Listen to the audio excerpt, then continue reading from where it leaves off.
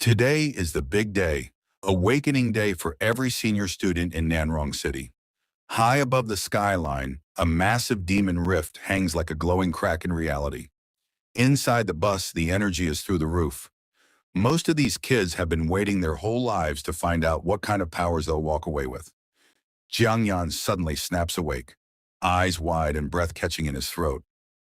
He looks like someone who just barely escaped a total disaster.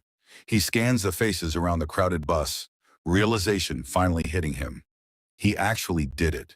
He's back at the very beginning of his story. Looking out at the Rift station, Jiang Yan remembers this morning perfectly. It was the day his entire graduating class went to discover their place in the world. It started 12 years ago when these demon rifts appeared without warning. The Nanrong Rift was one of the first, and it brought total chaos with it. Legions of monsters poured out of the portals, slaughtering humans on a massive scale. It was a massacre humanity wasn't even remotely prepared for. People tried to fight back, but the counterattacks were a complete mess. Just entering the demon world was a death sentence for most. To make things worse, modern tech was useless. Magical interference from the rifts completely disabled firearms and even nuclear weapons. Eventually, humanity discovered a new way to fight. Anyone who reached 18 and approached a rift could awaken a specialized class.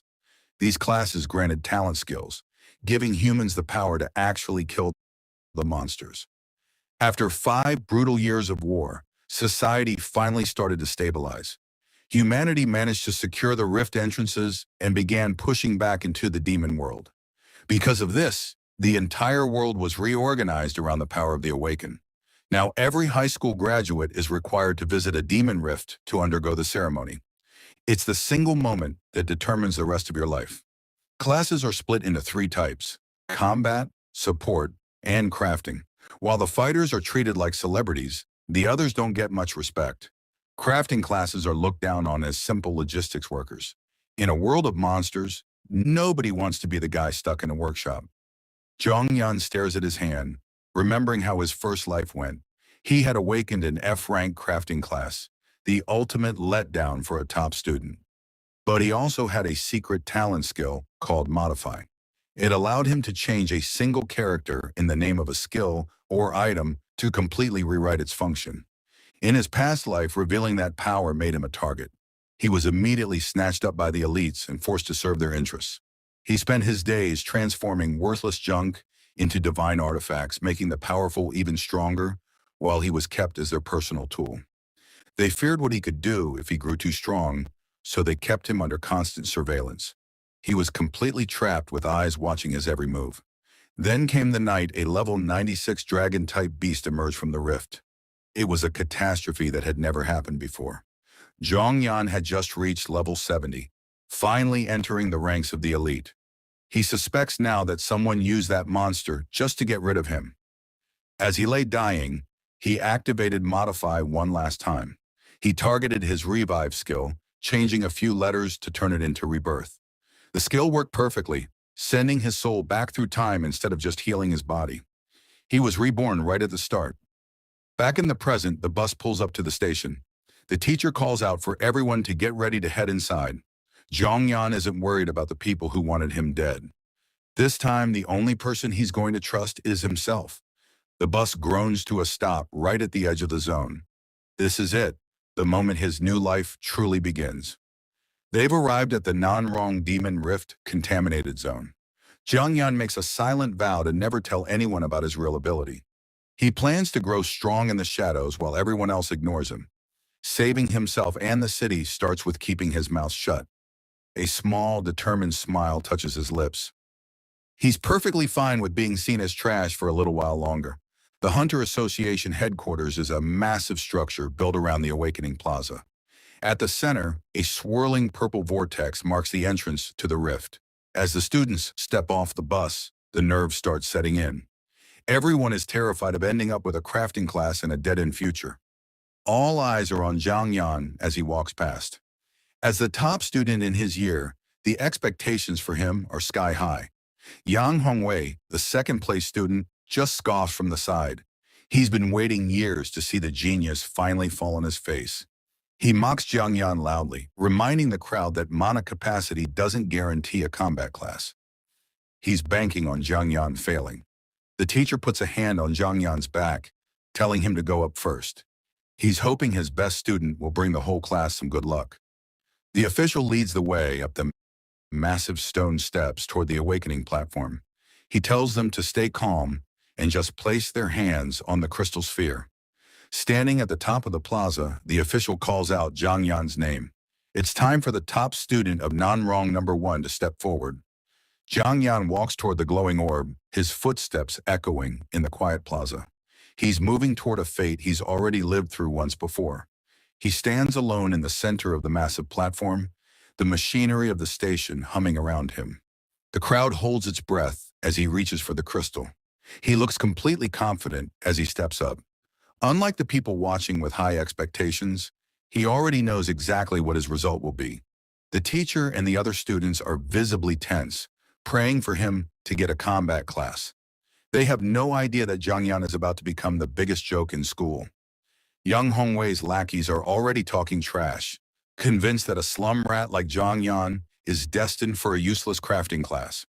Jiang Yan places his hand on the crystal sphere, and the awakening machinery roars to life. A massive claw-like structure holds the orb as purple magic circles erupt around him. Golden energy surges from the sphere, flowing through Jiang Yan's hand and lighting up the entire platform. This is the moment of truth that will define his future. A massive pillar of light erupts from the platform, swallowing Jiang Yan whole. The energy is so intense it swirls around him in glowing ribbons of mana. The light begins to fade, and a massive blue system screen materializes in the air. The word Repairman is etched across the center in bold letters. The full results appear, confirming the worst. Jiang Yan has awakened as an F-rank repairman. Despite having a perfect 100% mana affinity, his class is strictly for crafting. The teacher is devastated, clutching his head as he stares at the screen. He can't believe the top student in both academics and combat just landed the lowest ranked class possible. Yang Hongwei and his friends are practically doubling over with laughter. They're thrilled to see the school's star student fall so far, mocking his new F-rank repairman status. Yang laughs so hard he can barely breathe, pointing a finger at his rival. For 3 years, he's been stuck in second place, and he's clearly savoring this moment of petty triumph. The awakening official tries to offer a bit of comfort, suggesting that a repairman can still make a decent living. Jiang Yan stands in the shadows, his expression unreadable as the crowd continues to jeer. Suddenly, the crystal sphere begins to hum with a new, even more violent energy. Crackling blue lightning starts to arc across the orb's surface, surprising everyone. The official's eyes go wide as he realizes the ceremony isn't over yet. He shouts out that the sphere is reacting again. Jiang Yan is awakening as second class. The teacher's face lights up with a flicker of hope. Dual classes are incredibly rare, usually reserved for the kind of geniuses who become world-class powerhouses. He wipes the sweat from his brow, praying that this second class will be the combat role Jiang Yan needs to save his future. He's desperate for a turnaround. Another massive explosion of light rocks the platform, even brighter than the first one. Swirling currents of blue and gold mana collide in a chaotic display of power. The smoke clears, and the second class is revealed to the world. A new screen appears, labeling Jiang Yan as a farmer. The final status screen displays the impossible. A dual-class user with 2 F ranks. Jiang Yan is officially a repairman and a farmer, the most useless combination imaginable. The faculty and the other students are stunned into silence. Even the official is at a loss for words, wondering how someone could get 2 classes that are each worse than the last. The crowd explodes into a fresh wave of mockery. They're calling him a double F-rank genius, laughing at the irony of a top student being so gifted at manual labor. Jiang Yan doesn't say a word as he turns and begins walking down the platform steps. He ignores the insults, focusing entirely on his own path. The teacher looks away, unable to watch as the students continue to whisper about Jiang Yan's terrible luck. To them, he's gone from a legendary prodigy to absolute trash. As he walks away, the murmurs follow him. Everyone assumes his years of hard work were for nothing, pitying him for his fall from grace. Jiang Yan doesn't feel unlucky at all. In fact, there's a slight smirk on his face. He knows that his classes might look weak, but his real power is hidden elsewhere. He keeps walking with his hands in his pockets, completely unbothered by the ridicule. The masses have no idea he's just awakened a talent skill that defies the laws of reality. The status screen confirms his assigned class is just a repairman, but the real prize is his secret talent, Modify. It allows him to change a single character in the name of any skill or item to completely rewrite its function.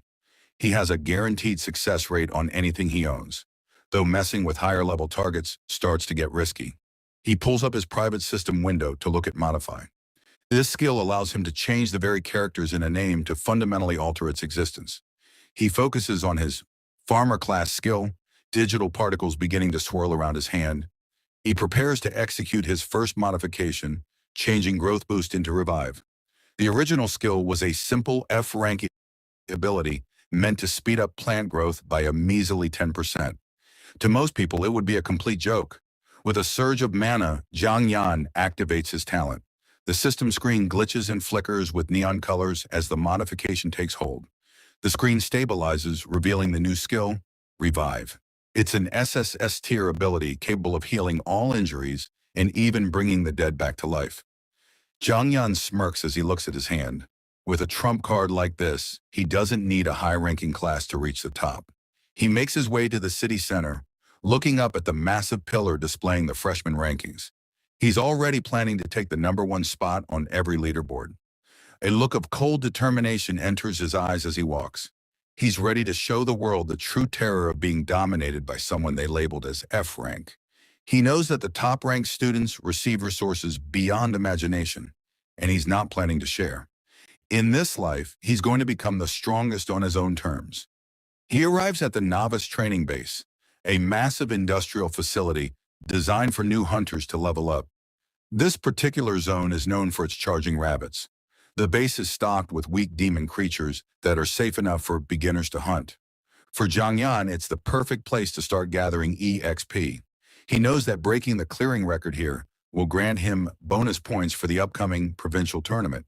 This is his ticket into a top-tier university.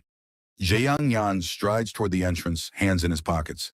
He isn't just here to level up. He's here to shatter every record in the building.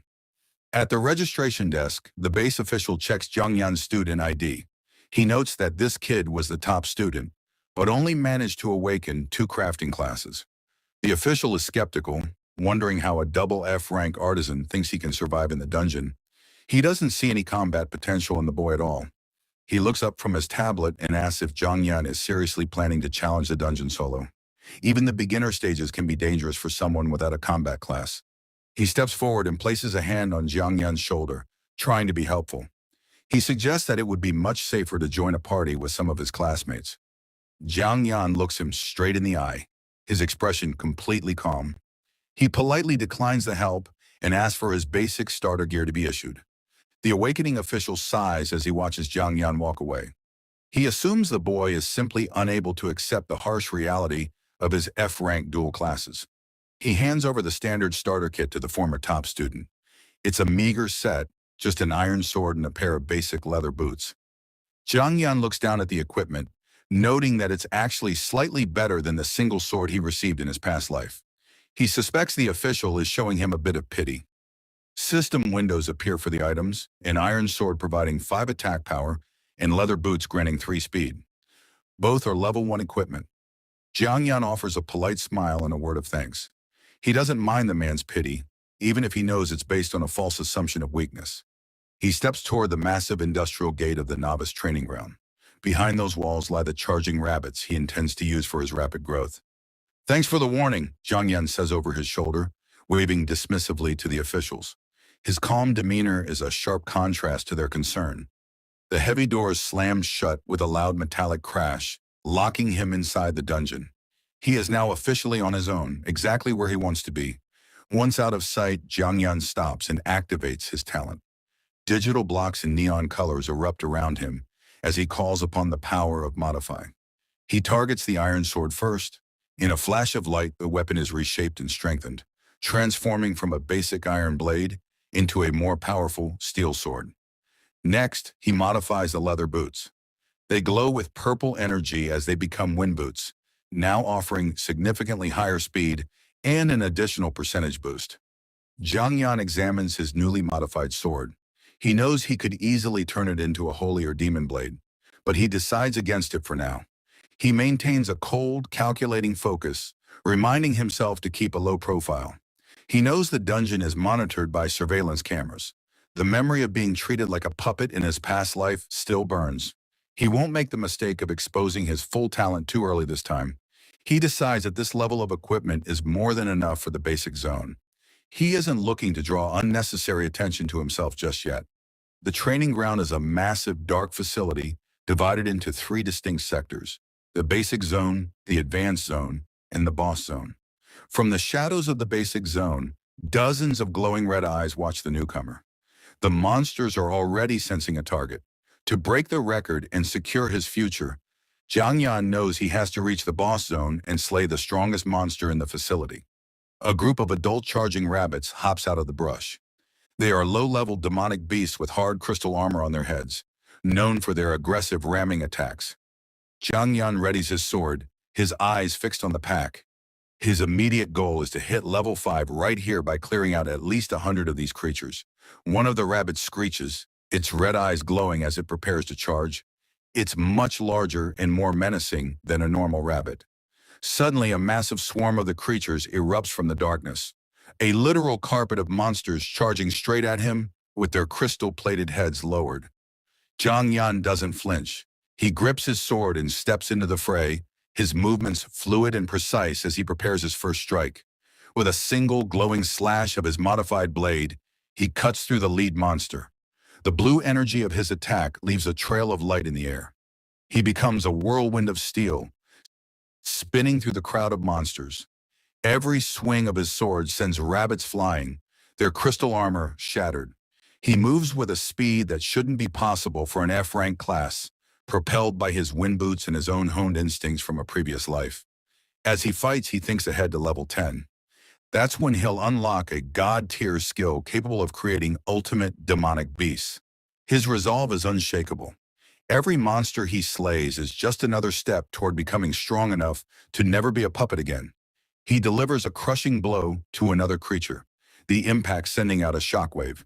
He's pushing himself to clear the stage as quickly as possible. While he's busy in the dungeon, he remembers that his rival, Yang Hongwei, should be undergoing his own awakening ceremony right about now. Back at the school plaza, the atmosphere is electric. The teacher calls out Yang Hongwei's name, and the arrogant student steps up to the crystal sphere. Yang Hongwei is sweating, his face tight with desperation. He's praying for anything, a B rank or even a C rank, as long as it beats Jiang Yan's F rank. The crystal sphere erupts in a violent explosion of mana and light. Huge ribbons of blue and white energy spiral upward, much more powerful than the average awakening. A massive glowing banner materializes above the platform. The word Berserker is written in jagged fiery letters, signaling a powerful combat class. Yang Hongwei's status window confirms the result: an A-rank primary combat profession with 69% mana affinity. It's an incredible roll for any student. Yang Hongwei throws his arms out and lets out a triumphant roar. He's ecstatic, shouting at the top of his lungs that he has finally won. The crowd of students is in shock. They can't believe the perennial number 2 has actually come out on top with such a high-tier class. Yang Hongwei stands tall, pointing a finger toward the sky. He declares that from this day forward, no one is allowed to call him second best ever again. A cruel smirk spreads across his face as he enjoys the attention. He finally has the power he's always craved. He shouts his own name to the heavens, letting the entire city know that Yang Hongwei is now the undisputed number 1 in the class. His group of lackeys immediately gathers around him, showering him with praise. They're already mocking the trash, Jiang Yan, in comparison to their new boss Yang. Yang laughs along with them, wondering where that double F trash has run off to. He's almost disappointed that Jiang Yan isn't there to witness his glory. One of Yang Hongwei's lackeys leans in with a snide grin, reporting that he's spotted Jiang Yan heading toward the novice training base. Yang Hongwei leads his group away from the plaza, his hands in his pockets and a malicious smirk on his face. They decide to follow the double F trash to the training base under the guise of offering help. The teacher watches them go with a deep frown, adjusting his glasses. He knows all too well that Yang Hongwei is just looking for a new way to humiliate Zhang Yan now that he has the advantage of an A-rank class. In the quiet of the night, a single light remains on in a classroom. The memory of Zhang Yan's relentless work ethic is well known, as he often stayed late into the night buried in his studies. The flashback continues to the sports field, where a younger Zhang Yan runs lap after lap under the hot sun. He pushed his physical limits until it was painful for anyone else to even watch. Even in the mana tempering room, he was an outlier. He would sit in the center of the surging energy with a pain threshold maxed out, never letting out so much as a whimper of discomfort. The teacher can't wrap his head around the result of the ceremony. He wonders how a student who sacrificed so much and worked so tirelessly could end up with the most useless F-rank professions. Wang Qingfeng stands at the edge of the crowd, slowly pulling a lollipop from his mouth. Unlike the others, he is certain that even an F-rank label won't be enough to halt Zhang Yan's progress. As the second-ranked student in both academics and combat, Wang Qingfeng has always been in Zhang Yan's shadow. He knows better than anyone the sheer ruthlessness with which his rival trains. He narrows his eyes, his mind drifting back to their freshman year finals. That was the moment he truly understood the gap between them. In the center of the school's massive arena, the two boys had faced off in a sparring match. Despite his own talent, Wang Qingfeng was utterly humbled by the intensity of Zhang Yan's assault. Even when bruised and battered, Zhang Yan's eyes never lost their focus. He was a force of nature that refused to be stopped, regardless of the toll it took on his body. Hearing that Yang Hongwei is heading to the training base to start trouble, Wang Qingfeng decides to follow. He won't miss the chance to see how his rival handles this new challenge. He walks with a calm, predatory grace, his gaze fixed on the path ahead. In his mind, he is the only person who has earned the right to defeat and humiliate Zhang Yan. Deep inside the training ground, Zhang Yan sits atop a literal mountain of slain monsters. He is drenched in sweat and panting heavily, having just aggroed and slaughtered over 100 rabbits in a single go. He leans on his sword, looking out over the dark cavern. He knows that only the Rabbit King remains, and defeating it is the key to clearing the zone and reaching level 5. The ground trembles as the charging Rabbit King emerges from the shadows. It's a massive beast with a jagged, glowing orange crystal protruding from its forehead and eyes that burn with a primal rage. A system window shows Zhang Yan's current state, level 4 with 94% experience. He is visibly exhausted, blood and grime staining his school uniform as he assesses the threat. The king of the low-level demonic beast snorts, lowering its head. The elemental crystal on its brow begins to hum with dangerous energy. With a deafening roar, the massive rabbit launches itself forward, tearing up the ground as it charges toward the weakened student. Zhang Yan watches the beast approach, his wind boots glowing with a faint green aura. He knows that a direct physical clash with a level 5 boss in his current state would be suicide. The Rabbit King's crystal erupts into a violent blaze of fire as it activates its innate skill. Flame Headbutt.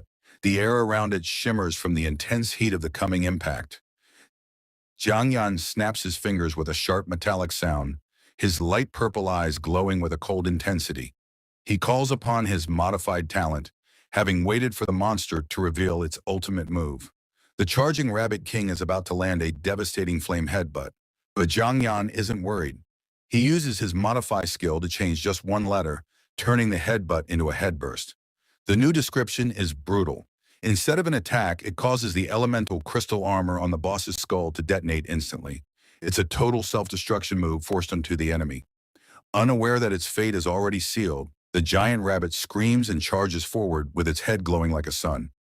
It thinks it's about to crush the human in front of it. The moment the skill triggers, the Rabbit King's head literally explodes in a massive ball of fire. The head burst works exactly as advertised, ending the boss fight in a single second. Zhang Yan stands amidst the debris, barely breaking a sweat as the dust settles around him. He thinks to himself that a self-destruct skill really does work like a charm. The experience points from the boss kill flood in, pushing his level up again. A system window pops up to confirm he's officially reached level 5. Back at the training base, a massive announcement screen flickers to life, declaring the record for the charging rabbit zone has been shattered. Zhang Yan didn't just beat the record, he absolutely obliterated it with a time of 26 minutes and 2 seconds. The other students can't believe their eyes, pointing and shouting at the screen in pure disbelief. The previous record was over an hour, and this F-rank guy just cut it down by more than half. Yang Hongwei stares at the board, his face twisting as cold sweat drips down his neck. He can't wrap his head around how a dual F rank could possibly pull off something so impossible. The crowd starts whispering about the only logical explanation they can think of: cheating. If he really did cheat in the training base, his reputation is going to be completely ruined once he's caught. Yang Hongwei clenches his fist, his eyes narrowing as he vows to personally tear off Zhang Yan's fake mask. He's convinced the genius turned trash is pulling some kind of scam. Deep in the dungeon, the target of all that hate is just taking a breather on a rock, surrounded by a green glow. Zhang Yan activates a regeneration skill to top off his health before moving to the next stage. He looks ahead, already picturing his next opponent, the Cyclone Wolf King. In his past life, that beast was a nightmare that put him through the ringer. But things are different now. He stands up, grabbing his sword and shaking off the fatigue from the first zone. The warm-up is officially over. With the blade resting over his shoulder, Zhang Yan walks deeper into the dungeon with a determined look. He's not just here to level up. This time he's going to collect some serious interest on everything he lost.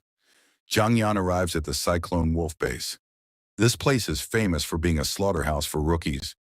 But he's not exactly a normal rookie anymore.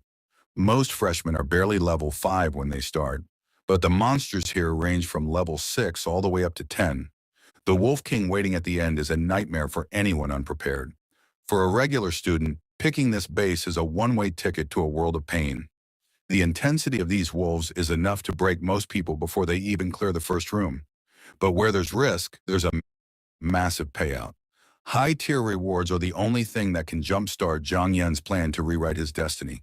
A successful clear means hitting level 10 instantly. It's a shortcut that bypasses weeks of grinding, provided you can actually survive the slaughter. Normally, it takes 10 full days of hard work for a freshman to reach that milestone. Zhang Yan doesn't have that kind of time to waste. Reaching level 10 isn't just about stats, it's the threshold for awakening a second innate skill. That's the real prize he's after. Every second counts on his path to becoming the strongest. The faster he hits the level cap for this zone, the sooner he can move on to the real challenges. The senior staff member checking him in is skeptical, asking if he's really planning to solo a dungeon that usually requires a full party of 6. He warns Zhang Yan that even an A-rank genius ended up severely injured and missed his exams trying this. He doesn't think a kid with F-rank classes stands a chance. The man doesn't hold back, calling Zhang Yan dual F-rank trash and accusing him of looking for a death wish. Zhang Yan just gives a polite smile and thanks the senior for his concern. His mind was made up the second he stepped off the bus. The staff member scoffs and steps aside, telling Zhang Yan that if he's so hell-bent on dying, he won't stand in his way. The massive portal hums as the path ahead opens. Zhang Yan walks into the dark corridor, completely unfazed by the insults. He's not going to let a little barking stop him in his stride toward the top. Deep inside the base, the wolves sense an intruder and start howling. They're hungry, and a lone human looks like an easy meal. Zhang Yan breaks into a run, heading straight for the heart of the training zone. It's time to see if his preparations were enough. He draws his sword, the blade shimmering with a sharp, colorful glow. He hasn't fought like this in years, and he's eager to test his current limits. From a safe observation deck, the staff member watches the monitor with a smug look. He's still convinced he's about to watch a piece of trash get torn apart. He thinks Zhang Yan is just another arrogant fool who confused bravery with suicide.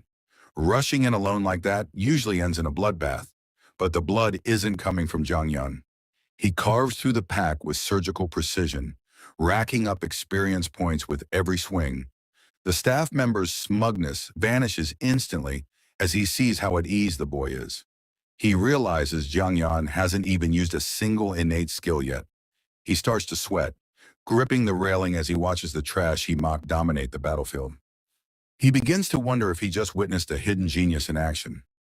A short while later, the dust starts to settle, leaving only a literal pool of blood on the floor. Zhang Yan stands triumphantly atop a mountain of wolf carcasses. He's cleared out the entire pack, turning the slaughterhouse into his own personal grinding spot. Back in the control room, the staff member is frozen in shock. His eyes are wide as he realizes just how wrong his initial assessment was. He quickly starts heading for the exit, terrified of what happens next. He knows he humiliated the kid earlier and doesn't want to be around for the payback. Zhang Yan drops to one knee, glowing with green energy as his wounds begin to knit back together. He's almost level 10, but the intensity of the fight nearly pushed him to the brink. He activates regeneration, his first innate skill, which consumes mana to heal his physical body. It's the only reason he's still standing after taking those hits. He stands back up on his mountain of trophies, looking down at the fallen beasts. They were much tougher than the rabbits he fought earlier, but their speed still couldn't match his. He clenches his fist, ignoring the lingering stings across his arms. The pain is a small price to pay for the progress he's making. His sword is caked in blood, a testament to the sheer volume of wolves he's cut down to get this far. His eyes narrow as he looks toward the shadows. The main event is finally arriving. A massive silhouette emerges from the dust, its eyes glowing with a predatory green light. Zhang Yan knows it's time for the true battle between kings. The Cyclone Wolf King lets out a bone-chilling roar, baring teeth that are designed to crush steel. This level 10 beast is the peak of its kind, infused with wind elements that allow it to move faster than the eye can follow. Zhang Yan calmly analyzes the it relies on extreme speed and razor-sharp wind blades to finish off prey. The king lunges, its body trailing green energy as it activates its speed boost. It's a devastating combo that would shred any normal freshman in seconds. Zhang Yan keeps his cool, looking for a way to use his modification talent. He quickly realizes there's no simple way to rewrite the wolf's own skills on the fly. As the monster pounces, he decides against forcing a modification that might glitch out and fail. Instead, he reaches for his collar, deciding to change his approach entirely for this final encounter. He sheds his bloodied shirt and stands ready, sword in hand among the ruins of the pack. He's going to end this fight on his own terms, the old-fashioned way. A massive shockwave ripples out as he meets the Wolf King's charge head-on. He's not just relying on skills anymore. He's bringing a lifetime of combat experience to the table. Zhang Yan closes the gap with a single jump, putting every ounce of his new strength into this finishing blow. He was always a genius on paper, but now he's proving he can handle himself on the front lines too. Meanwhile, things aren't looking nearly as cool back at the Charging Rabbit novice base. A group of freshmen are sprawled on the ground, gasping for air after barely surviving an encounter. They're just glad to be alive after having to call for a rescue. The base staff aren't exactly giving out participation trophies, chewing them out for wandering into the advanced zone like idiots. Among the bruised students is Yang Hongwei, absolutely fuming as he wonders how a bastard like Zhang Yan cleared a zone his party couldn't even enter. He ends up taking his frustration out on a teammate, punching him in the gut while screaming that there's no way Zhang Yan didn't cheat. But the scoreboard is out here ending careers. Zhang Yan didn't just clear it, he absolutely shattered the record with a time of 29 minutes. The other students are losing their minds, realizing that the previous record of an hour and a half has been cut down by 30 entire minutes. They can only stare at the board in shock as Zhang Yan's rank jumps up by over 300,000 places in a single go. Yang Hongwei's face twists into a nasty grin as he decides that if Zhang Yan wants to play dirty, he'll show him what a real disgrace feels like. He tells his buddies they're heading over to the Cyclone Wolf base, acting like he's there to cheer, while secretly hoping to see a disaster. He's determined to expose his rival as a fraud and humiliate him in front of everyone. Back in the dungeon, the carnage is total, with nothing but a blood-stained blade and dead wolves left in Zhang Yan's wake. He takes a breather in the sunlight, finally hitting level 10 and unlocking the chance to awaken his second set of skills. The system pings with the good news, granting him durability for his artisan class and plant grafting for his farmer class. His status window shows he's officially hit the big double digits, adding 2 more tools to his growing arsenal. He's a bloody mess, but his eyes are locked on the screen as he prepares to use Modify to break the rules once again. With a flicker of energy, he targets the mundane plant grafting and gets to work. The modification hits, turning a simple farming ability into the god-tier all things grafting. Jiang Yan knows he's just hit the jackpot. This is the power to create the ultimate demonic beasts. Even at level 1, he can start grafting the genes of different species together to create entirely new superior creatures. He realizes that once he levels this skill up to 10, his success rate for creating top-tier monsters will hit a perfect 100%. This means he can take powerful beasts and fuse them into nightmares with even more insane racial abilities. The potential is crazy. He could potentially birth an S-rank beast by merging two A-rank ones. Once he gets a Beast Tamer scroll, he'll be able to bring these fused monsters under his absolute control. He can already see himself leading a loyal battle pet that towers over anything else on the battlefield. He hasn't forgotten the past life where he was treated like a puppet by the elites. He remembers being forced to kneel while others took all the glory he helped them build. That's not happening this time. In this life, every ounce of power he gathers belongs to him alone. He sheathes his sword and looks over the field of dead wolves, satisfied with the haul. Luck is on his side when a rare magic crystal drops, a high-value item that can be used to buff his gear. The crystals inside the base technically belong to the school, but now that he's level 10, he can finally venture into the real wilderness. Once he's outside the Demon Rift, every bit of loot he finds is his to keep, which should solve his money problems for good. He lets out a pained hiss as the adrenaline starts to fade and the injuries start talking back. He's covered in wounds that his revive skill won't touch since they aren't fatal, and he doesn't want to blow his cash on a hospital bill. A wild idea crosses his mind. Since revive triggers on death, maybe he should just reset his health by killing himself. But with working knights patrolling the area, a public suicide would definitely attract the wrong kind of attention. He decides to find a quiet, secluded spot to handle the reset away from prying eyes. Jiang Yan quietly slips out of the training base and heads back toward the city. As he reaches the Academy Plaza, he's greeted by a massive crowd gathered under the sun. He stops in his tracks, wondering why there are so many people waiting around. "Look, that's Jiang Yan, the freshman who set the new record," a student shouts, pointing toward the approaching figure. Jiang Yan scans the crowd, realizing the news of his achievement has spread much faster than he anticipated. He picks up his pace, knowing that the massive crowd makes it impossible for him to use his revive skill without being noticed. Beads of sweat roll down his face as his injuries grow more painful. The stain of blood on his shirt, a clear sign of his current state. Surrounded by curious onlookers and whispering students, he realizes he needs to find a way to shake them off before his condition worsens. Suddenly, a brilliant golden light descends from the sky, bathing the plaza in a warm, ethereal glow. A figure with massive glowing wings floats down, casting a powerful healing spell that begins to mend Jiang Yan's wounds instantly. The crowd erupts in whispers as they recognize the rare and powerful S-rank support class, the Holy Angel. The girl is Yao Kexin, a member of the prestigious Yao family, whose presence alone is enough to silence the plaza. "I can't believe she came too," one student exclaims as everyone watches the elite student descend. Jiang Yan feels the surge of energy as the healing magic takes effect, his pain vanishing along with the light. Yao Kexin lands gracefully, her expression calm and composed as she looks at the boy she just helped. "My injuries are almost completely healed now, thank you," Jiang Yan says, acknowledging her timely intervention. He offers her a deal in return for the heal, promising to repair her equipment whenever she needs it in the future.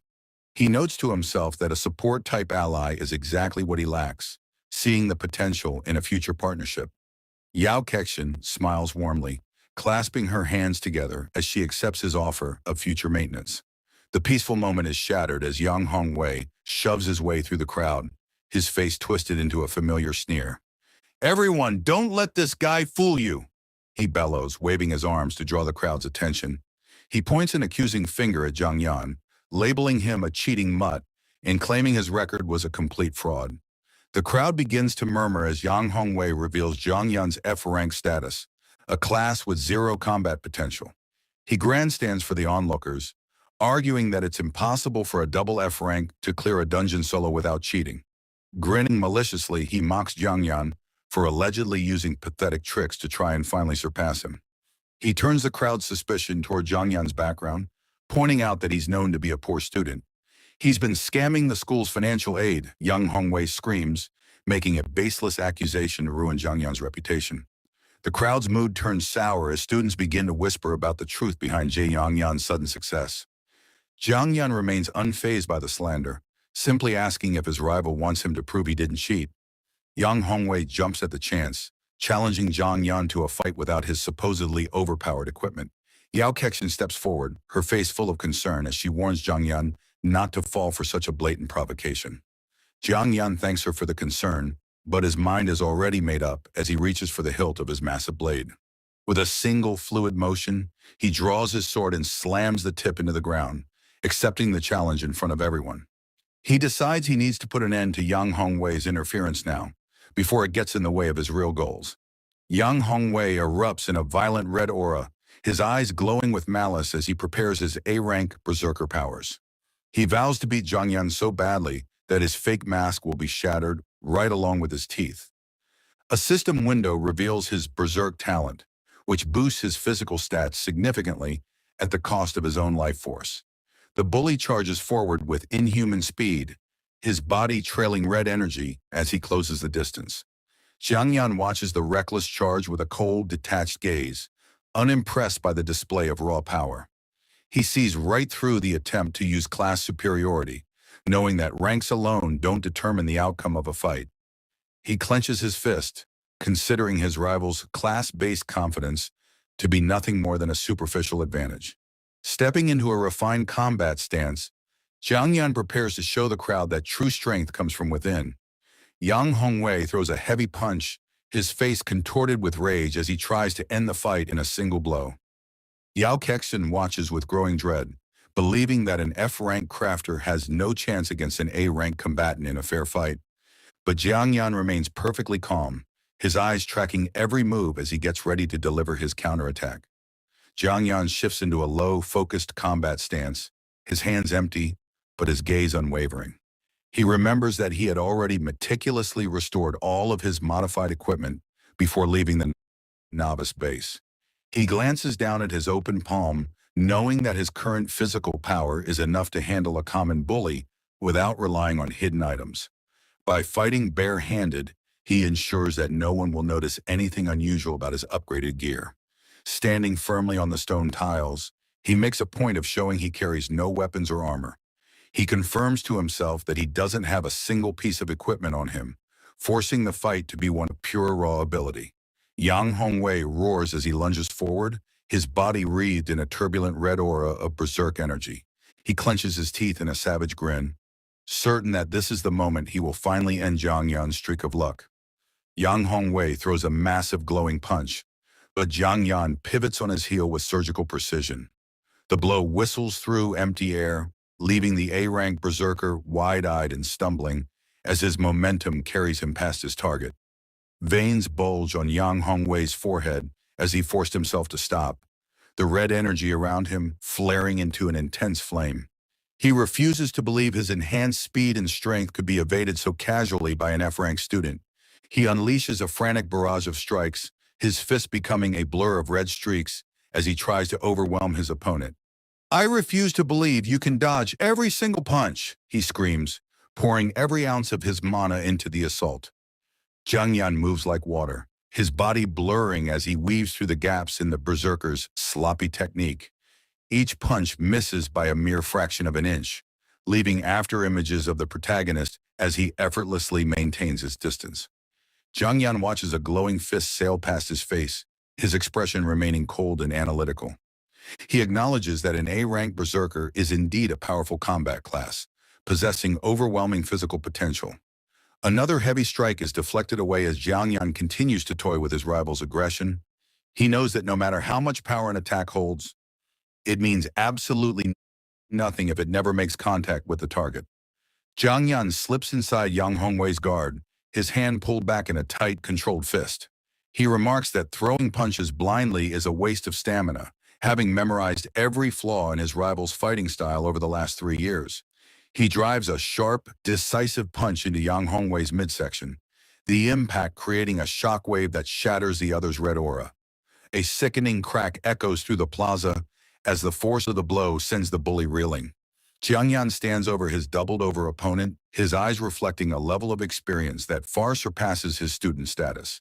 He points out that while Yang Hongwei spent years trying to dominate him, he never once managed to see through Jiangyan's true capabilities. Yang Hongwei collapses to his knees, saliva and blood spraying from his mouth as the air is forced from his lungs. He gasps in disbelief, his eyes wide with shock as he struggles to understand how he was defeated so thoroughly. The arrogant student hits the ground with a heavy thud, sliding several feet across the pavement. His group of followers breaks from the crowd, running toward him with panicked shouts for their fallen leader. Jiang Yan stands tall against the backdrop of the clear blue sky, his breathing steady as if he had barely exerted himself. He looks down at this defeated berserker and simply notes that he was the one who came out on top. Stunned silence grips the plaza before the onlookers erupt into frantic whispers and expressions of pure disbelief. They can't wrap their heads around the fact that a student with an F-rank crafting class just crushed an A-rank combatant. Jiang Yan turns his back on the chaos, casually dusting off his hands as he prepares to depart.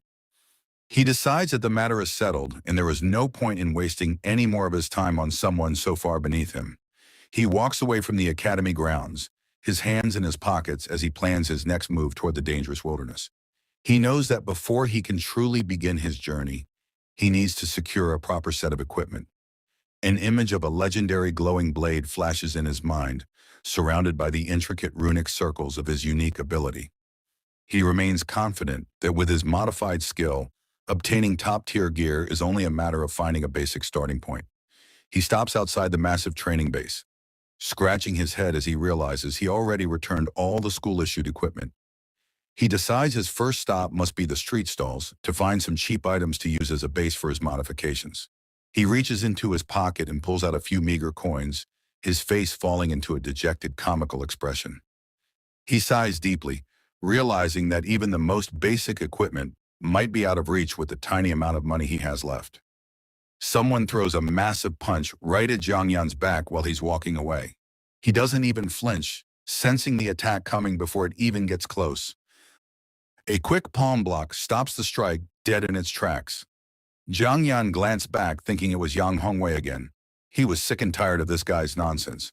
However, contrary to his expectations, Wang Qingfeng stepped forward to pay his respects. He had been keeping an eye on Jiang Yan, knowing that he had topped both the academic and combat rankings for 3 years straight. He tosses a cold can of soda over to his old rival. The two start walking through the school plaza, popping their drinks. Wang Qingfeng admits he was watching the fight earlier and would have stepped in if things got messy. He's selective about who he respects, and right now, he only acknowledges Jiang Yan. In his eyes, guys like Yang Hongwei are just trash not worth mentioning. Jiang Yan keeps it humble, mentioning he wasn't even going all out back there. It takes them both back to a match during their freshman year. The arena was packed and the stakes were high. Back then, a younger Wang Qingfeng actually surrendered after taking a beating.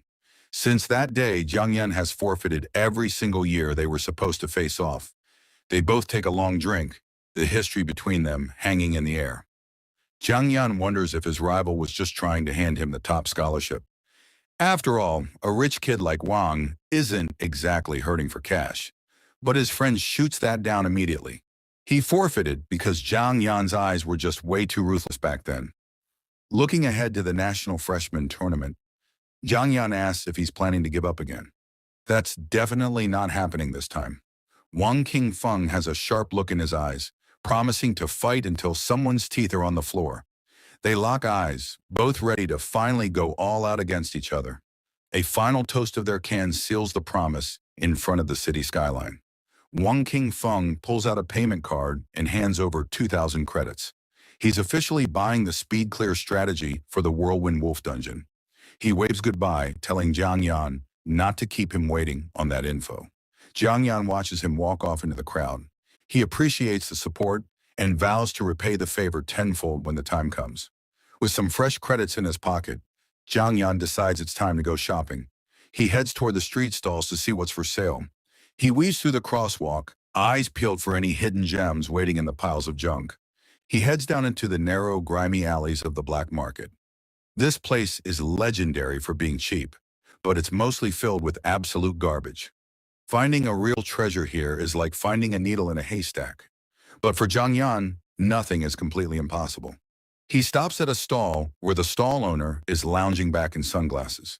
His eyes land on a demon fall blade that's been embedded with a whirlwind wolf magic crystal. The blade is jagged and glows with a faint green light at the hilt. A system window pops up showing it's an E-rank weapon at level 10. It's got decent attack power and applies a freezing effect to anyone it hits. The stall owner doesn't hesitate to name his price, 18,000 credits. He claims it'd be worth way more if the durability wasn't taking a hit. Jiang Yong isn't falling for it. Even for a decent blade, that price is a total ripoff. He shifts his gaze to a plain, rusty sword leaning against the wall. He asks what the price is for that one. The system shows it's just a basic bronze sword with mediocre stats forged from ordinary metal. Jiang Yong makes his move. He offers to repair the expensive demon fall blade for the guy if he throws in the useless bronze sword for free. The owner pulls his shades down in disbelief, shocked that a kid thinks he can actually do high-level repairs. A system notification confirms he's activating his durability repair skill. A blue glow forms around his hand as he gets to work. The owner has no idea that the broken blade was just a distraction. Jiang Yong's real prize was that bronze sword all along. He keeps his focus tight as the repair finishes. Behind that rusty bronze exterior is the legendary Azure Steel Sword. Once Jiang Yong uses his modify skill on it, this junk will transform into a weapon that can rewrite his entire future. The stall owner leans back, eyes narrowed with skepticism, as he questions the kid's actual rank and durability skill. He's clearly not buying that some random student can handle professional-grade weapon maintenance. Jiang Yong keeps his cool, identifying as a lowly F-rank repairman, while a sphere of glowing blue digital energy gathers in his palm. He doesn't need a high rank to know exactly what he's doing. They're in a narrow market alley surrounded by display swords of various ranks, thrust into heavy stone bases all around the stall. The atmosphere is thick with the smell of old iron and magic. The vendor pulls out a massive blue blade, acting like a veteran, giving a rookie student some much-needed life advice. He thinks he's teaching a lesson to a kid who's in over his head.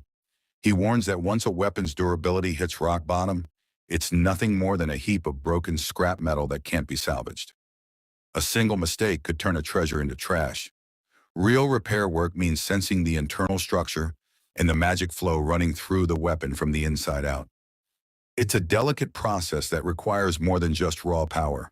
The guy decides to set a high-stakes wager. If Jiang Yan fails and the durability drops further, he'll owe the vendor 18,000 credits. It's a trap designed to scare off the amateur.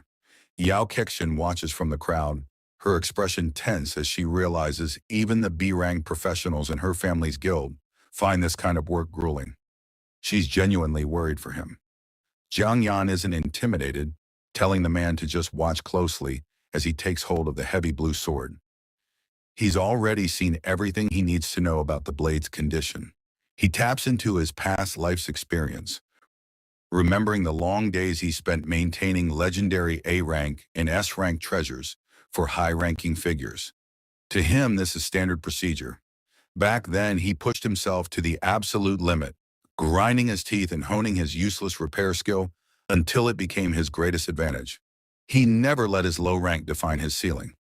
That relentless habit of excellence followed him back in time, giving him a massive edge over everyone else in this new life.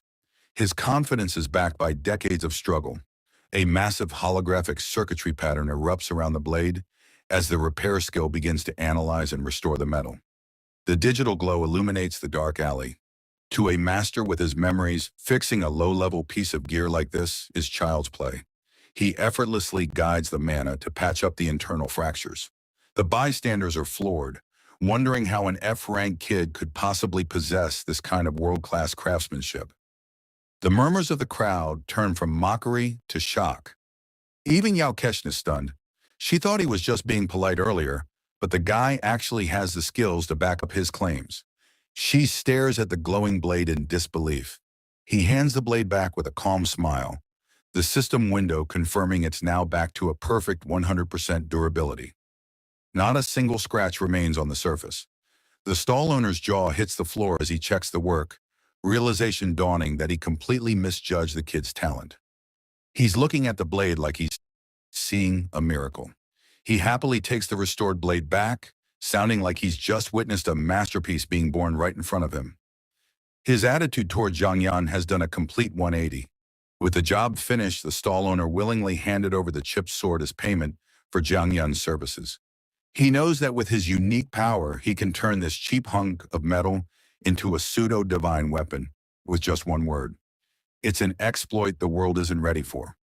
The system window pops up for the Azure Steel Sword, and he gets ready to modify its name and properties. A simple text change is all it takes to rewrite history. In a flash of blinding golden light, the basic blade is rewritten into the legendary Azure Jar Sword. The transformation is absolute, changing the very essence of the steel. It's the same weapon that once belonged to an ancient divine general who single-handedly carved through entire enemy ranks. The blade hums with a power it hasn't felt in ages. With his weapons sorted, his thoughts turn to the 2,000 credits in his pocket.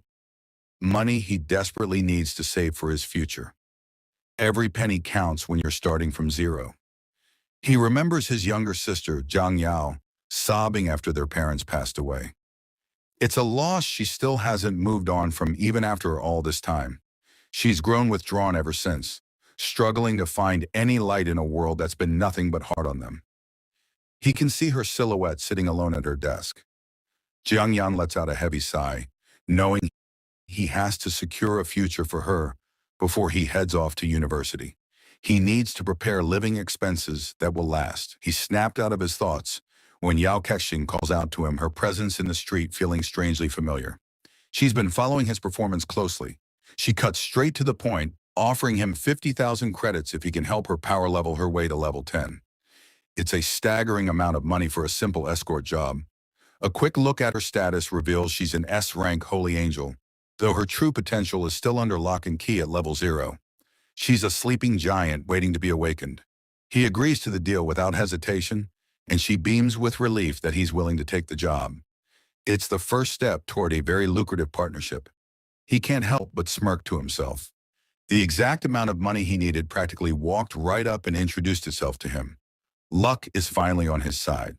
Yao Kexin then turns back to the vendor, asking to buy the demon fall blade he's still holding. She's not wasting any time arming herself for their training session. The guy is skeptical, warning her that the price is 25,000 credits now that it's been restored to full durability. He's testing her to see if she actually has the funds. She hands over a fancy box containing a rare storage ring, and the vendor's eyes nearly pop out of his head at the display of wealth. It's proof that she's a high-class lady. The vendor immediately drops into a deep bow, offering the sword with both hands like he's serving royalty. He's practically groveling at her feet now. Jiang Yan watches from the side, noting that everything about her screams high class and incredibly expensive. She's clearly never wanted for anything in her life. He knew she was loaded, which is exactly why he didn't doubt her ability to casually hand him 50,000 credits. He's just glad she's the one paying.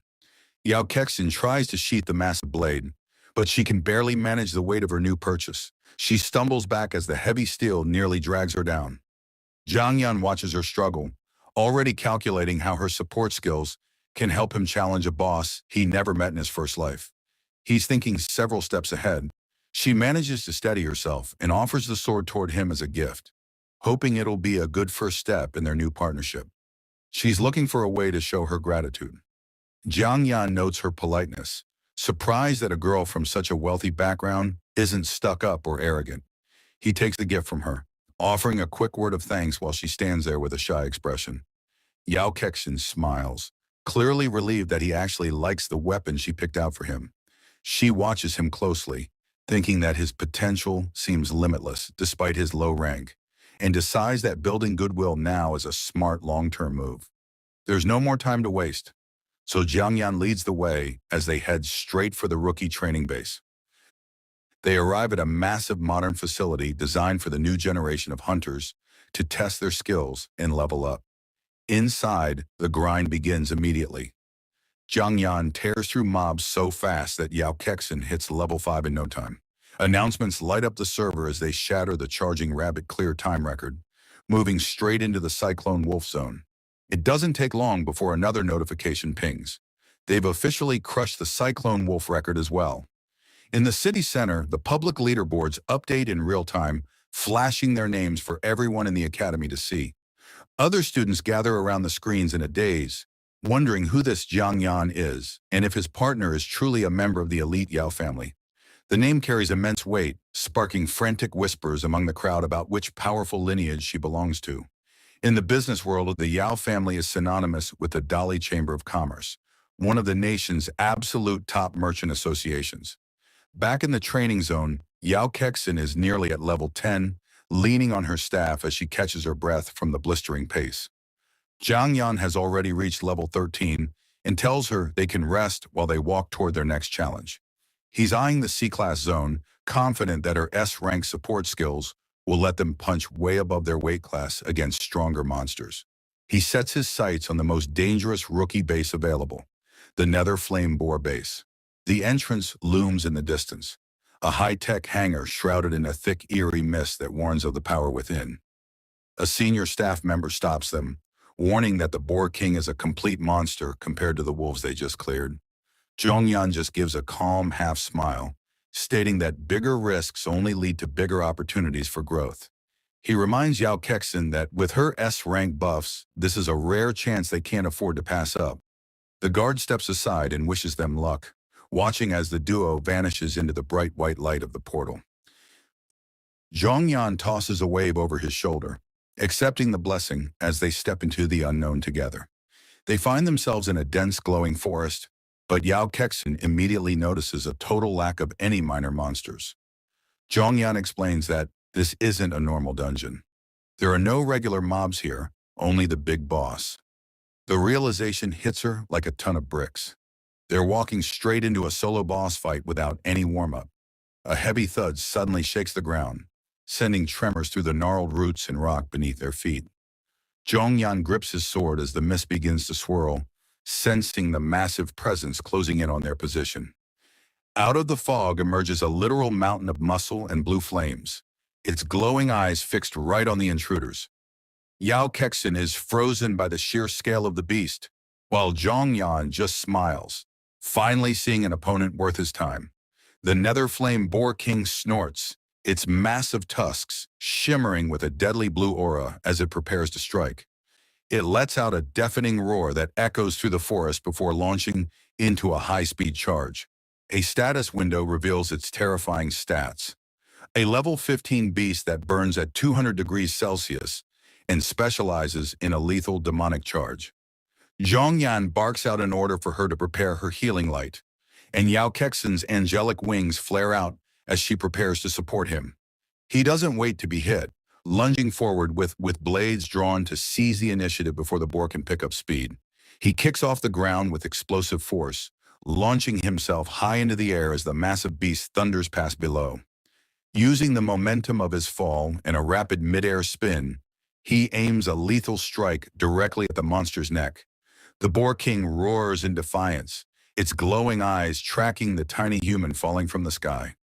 His blades connect with a heavy metallic clang, sparks flying as the beast's thick, enchanted hide resists the cut. The boar managed to jump at the last second, avoiding a fatal wound and catching Zhang Yan by surprise with its agility. He lands gracefully, realizing he needs a bigger boost, and he plans to modify his sword while Yao Kexin is distracted by the chaos. His eyes flare with a sharp, purple light as he prepares to rewrite the rules of his equipment mid-combat. A digital interface flickers to life, confirming the activation of his divine tier skill.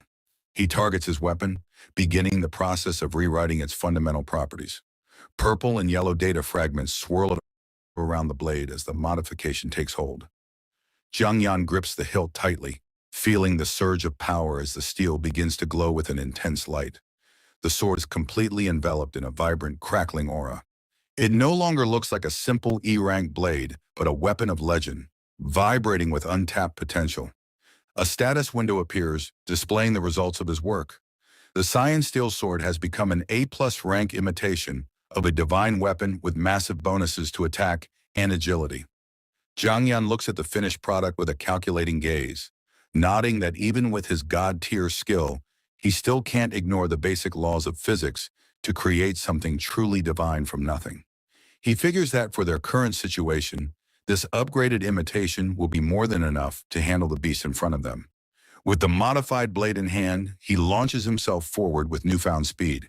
His attack power is now 5 times greater than before, and his agility has been pushed to its limit. He strikes with surgical precision, the glowing blade cutting through the air and the monster's neck in a single fluid motion. He knows the upper hand is now firmly in his grasp. The force of the blow is so immense that one of the Boar King's massive tusks is sheared off, sending shards of bone and blue sparks flying into the misty air. The beast bellows in agony as the mist around it churns violently. From the sidelines, Yao Xinyan watches the exchange with wide eyes, struggling to comprehend the display of raw power. Jiang Yan realizes the modification is causing the sword to glitch as its structural integrity is pushed too far. He quickly prepares to revert the change before his partner notices anything out of the ordinary. Yao Xinyan is frozen in shock, her mind racing as she stares at the severed tusk. She can't wrap her head around how an E-rank weapon could possibly cause that much damage to a C-class boss. She looks at Jiang Yan, her expression a mix of awe and confusion. She begins to convince herself that the sword isn't special at all. The incredible feat was purely a result of Jiang Yan's own hidden strength. To her, he looks like a master of combat standing amidst the swirling fog. She thinks that for a dual F-rank student, his techniques must be far superior to those of any top-tier primary combat profession. Jiang Yan can practically see the wheels turning in her head and guesses she's going through some intense mental gymnastics to explain what she just saw. He snaps her back to reality by shouting an order to cast her support skill. He doesn't want her to miss out on the experience points if he finishes the boss with his next strike. Yao Kexin shakes off her daze and raises her staff, her golden wings flaring out behind her. She channels her mana, bathing the battlefield in the brilliant glow of her holy light. The divine radiance cuts through the dark forest as the Boar King, still wreathed in blue flames, prepares for another desperate assault. Jiang Yan watches the beast carefully, a new idea forming in his mind. He realizes that using his modification skill instantly during combat could serve as an effective new attack method. He shifts his grip on the blue-tinted saber in his other hand, wondering if he should try modifying its name next to see what kind of power it can unleash. He considers several legendary-sounding names like Demon God or Godfall Saber, testing how they feel in his mind. Ultimately, he decides to play it safe for now, fearing that a name too grand might cause the modification to fail or result in a dangerous, magical backlash. The Netherflame Boar King lets out an earth-shaking roar as it activates its innate skill. A massive aura of blue fire erupts from its body as it prepares its Netherfire Wild Charge. Jiang Yan just gives a confident smirk, seeing this as the perfect opportunity to end the battle once and for all.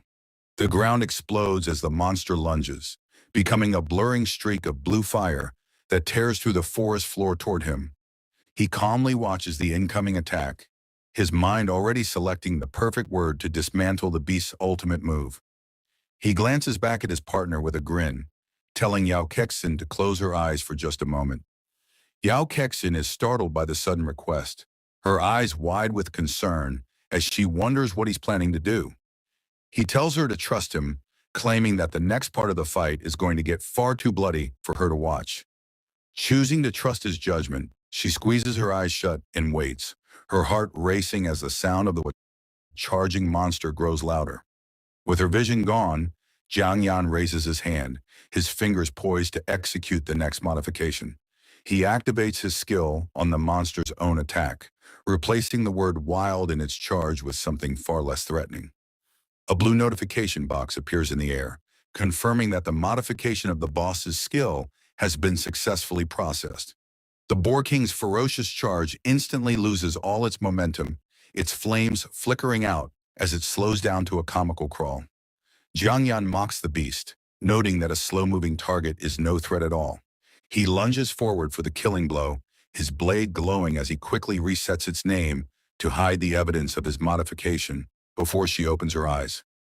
A brilliant white flash cuts across the darkness as he delivers the final decisive strike. The massive beast collapses into the dirt, the blue flames finally dying out for good.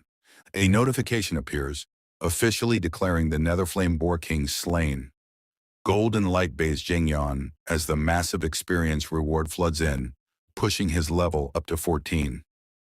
He stands over the fallen boss, his level climbing once more to hit 15. He reflects on the gain, noting that such a jump is expected when taking down the strongest boss in the rookie base.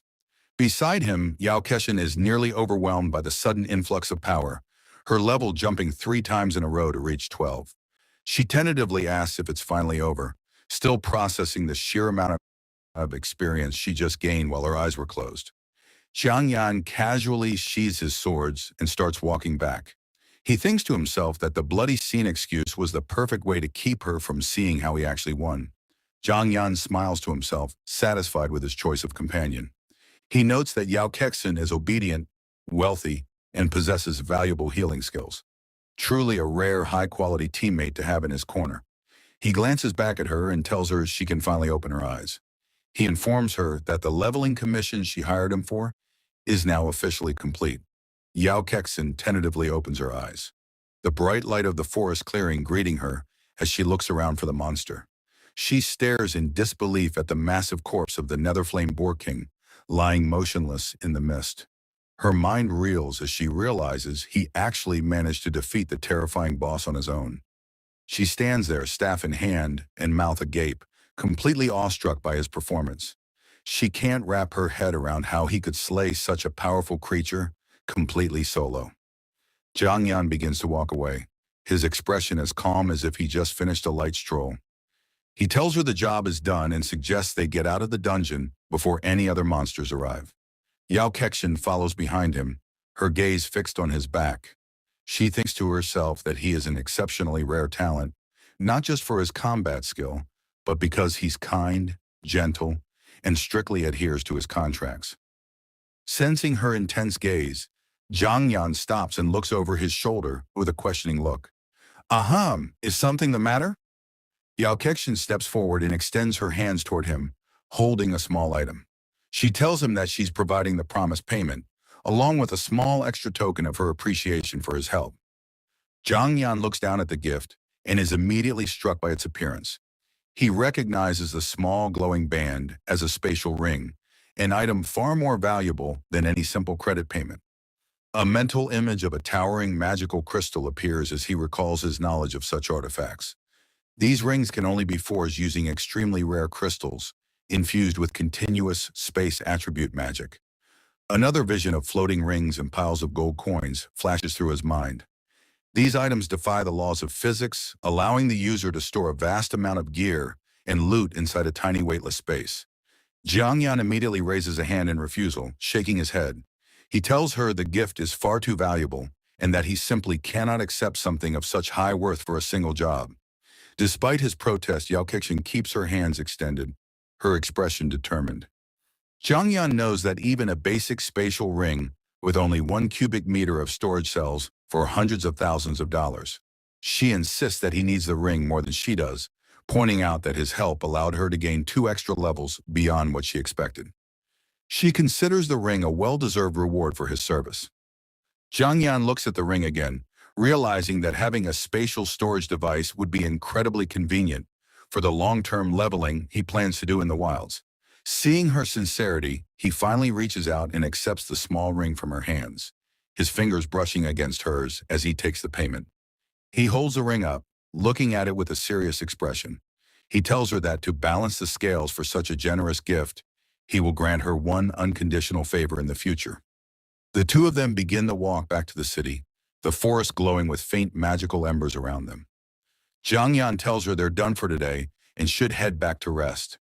The city's freshman rankings show Jiang Yu, Jiang Yan's alias, at the top with level 15. The crowd is abuzz, noting the unusually high number of elite combat classes awakened this year. A grand monument in the city center displays the leaderboard for everyone to see. Rumors swirl about Nanrong No. 7 High School, which reportedly awakened three S-rank combat classes in a single batch. Standing before the monument, Jiang Yan remains grounded despite his current ranking. He knows that his lead is temporary, as those with top-tier classes will soon surpass his level with their superior growth rates. Meet the elite of the new generation, starting with Li Yufeng. He's the top student at Nanrong No. 3 High School, who awakened the legendary S-rank Sword Saint class and is considered unbeatable in close combat. Then you've got Zhang Hong with his A-rank Blazing Fist, and Lu Yuan, an S-rank Gale Assassin, specializing in high-speed surprise attacks. These are the heavy hitters currently dominating the student rankings. Jiang Yan remembers them all as dazzling figures from his previous life. If he wants to reach the top of the city's rankings again, every one of them is an opponent he'll eventually have to face. He actually looks forward to the challenge this time around. A small smirk plays on his lips as he imagines the day he gets to test his modified skills against them. But fame isn't his immediate priority right now. A glitchy, faded image of his sister flashes through his mind, grounding him in the present. He needs to get home as soon as possible. There's a serious look in his eyes as he thinks about the family he failed to protect during his first life. Back then, he was taken away and exploited by powerful figures, leaving his little sister to grow up entirely on her own. He's determined to make up for that regret now that he's been reborn. Yao Kexun waves a friendly goodbye, already suggesting they run another dungeon together in the future. Jiang Yan gives a simple wave back before turning to head toward the slums. The sun sets over the city, casting a warm glow over the rooftops as birds scatter across the sky. In his previous life, once he left his home, he never found his way back. He walks through the familiar, crowded streets of his old neighborhood. Back then, any news about his sister only reached him through the whispers of strangers and third parties. He knows that in the future, she'll awaken a powerful A-rank combat class of her own. But right now, Jiang Yao is just a young girl struggling to survive in a harsh world. He pushes the door open and steps into their small, quiet apartment. Jiang Yao is right there to greet him, holding his coat and letting him know that dinner is already on the table. A simple meal is set out for them, but the atmosphere remains heavy. She's been withdrawn and quiet like this ever since their parents were lost in the Demon Rift. The two of them sit down for a quiet dinner in their cramped kitchen, the silence between them speaking volumes. The modest setting is a far cry from 3 years ago when their parents were still alive. They were a happy family then, enjoying walks together under a bright, clear sky. But those memories were scorched when tragedy struck. Their parents' deaths hit his sister harder than anyone, leaving a scar that has yet to heal. Jiang Yao takes a small bite of her food before suddenly dropping a bombshell. She tells him she's decided to quit school entirely. Jiang Yan freezes in place, his chopsticks suspended in midair. He looks at her in total disbelief, managing only to ask the single question, why? He reminds her that she's a straight-A student in both her studies and combat training. It makes no sense to quit right before the high school entrance exams are about to start. She looks him in the eye and mentions that she saw his name at the very top of the city's freshman rankings today. She tells him he's destined to be a great awakened who protects the world one day. It sounds like she's already accepted a role in his shadow, sacrificing her own potential for his. Despite her grades, she claims she won't amount to anything anyway in her current state. She looks away, unable to meet his gaze as she speaks. She argues that instead of wasting time at school, she should start working as soon as possible to help support the household. Zhang Yin isn't buying a word of it. He knows she's hiding her real motivation and demands that she tell him the actual truth. Before she can respond, the front door creaks open. The sudden sound interrupts their tense conversation. A middle-aged man peeks his head inside, waving a hand tentatively toward the two siblings at the table. He scratches the back of his head, looking a bit sheepish. Sensing the heavy atmosphere, he asks if he's interrupting and should just come back later. This is Uncle Quan, and he looks completely drained. He sits on their couch with his head in his hand, explaining that his own microloan company is barely staying afloat. Zhang Yan watches him quietly. This man owns the loan company they've been relying on just to keep food on the table. For the past 2 years, they've had to borrow money from him just to cover their basic living expenses and bills. Zhang Yan finally puts the pieces together. Uncle Quan must have come by earlier today, which is exactly why his sister is so desperate to quit school and find a job. Zhang Yao sits there with her head down, looking defeated. She doesn't want her education to be another financial burden that drags her brother down. He realizes she's prepared to sacrifice her entire future and career just to make sure he has enough money to attend university. Zhang Yan stands up and faces the man directly. He asks Uncle Quan exactly how much they borrowed in total over the last 2 years. Uncle Quan sighs, checking his records while looking sympathetic but desperate. He says it's around 43,000 credits, and that's not even counting the interest. Zhang Yan doesn't blink or hesitate. He pulls out a card and hands it over, telling him there's 50,000 on it. The extra 6,000 is to cover all the interest in one go. The room goes dead silent as the shock sinks in. Uncle Quan looks like he's seen a miracle, and Zhang Yao practically screams, demanding to know where he got that kind of money. Zhang Yan gives his sister a steady, reassuring look. He knows he has some explaining to do, but he's waiting for the outsider to leave before he says a word. Uncle Quan just stares at the card in his hand, completely stunned. He never expected the useless F-rank student to produce a small fortune and clear the entire debt in a single afternoon. The look on the man's face says it all. The debt that had been crushing this family for years has just vanished in an instant. The man packs up and heads for the door, telling the siblings to reach out if they ever need anything else. Having been paid in full, he's more than happy to play the role of the helpful neighbor. As soon as the door shuts, Zhang Yao turns to her brother with a worried look. She's terrified the money came from something illegal that would make their parents roll in their graves. Zhang Yan just reaches out and pats her head, reassuring her that every cent was earned through his own hard work. He tells her she doesn't have to worry about the family's finances ever again. With a confident smile, he declares that he's on track to become the city's top-ranked freshman. The prize money from those achievements alone is enough to change their lives forever.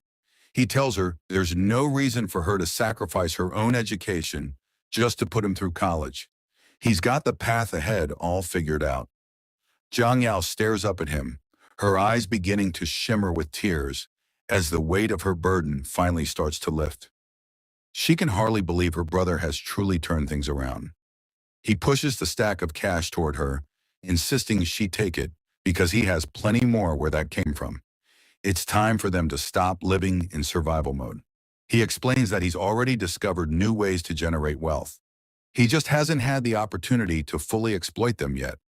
This is just the beginning of their new reality. He tells her to focus entirely on her own studies and training from now on. He's setting a high bar, and he expects her to keep up. With a playful grin, he warns her that the pressure is only going to get worse once he reaches the top. Everyone will know her as the sister of the world's greatest genius, so she'd better be ready to hold her own. Overwhelmed by his support, Zhang Yao's composure finally breaks. She bites her lip, tears streaming down her face as she looks at the brother who's changed so much. She throws her arms around him, sobbing as she promises never to disgrace the family name. Zhang Yan holds her, silent and steady, knowing the real work is about to begin. As he comforts her, Zhang Yan's mind is already moving toward his next objective.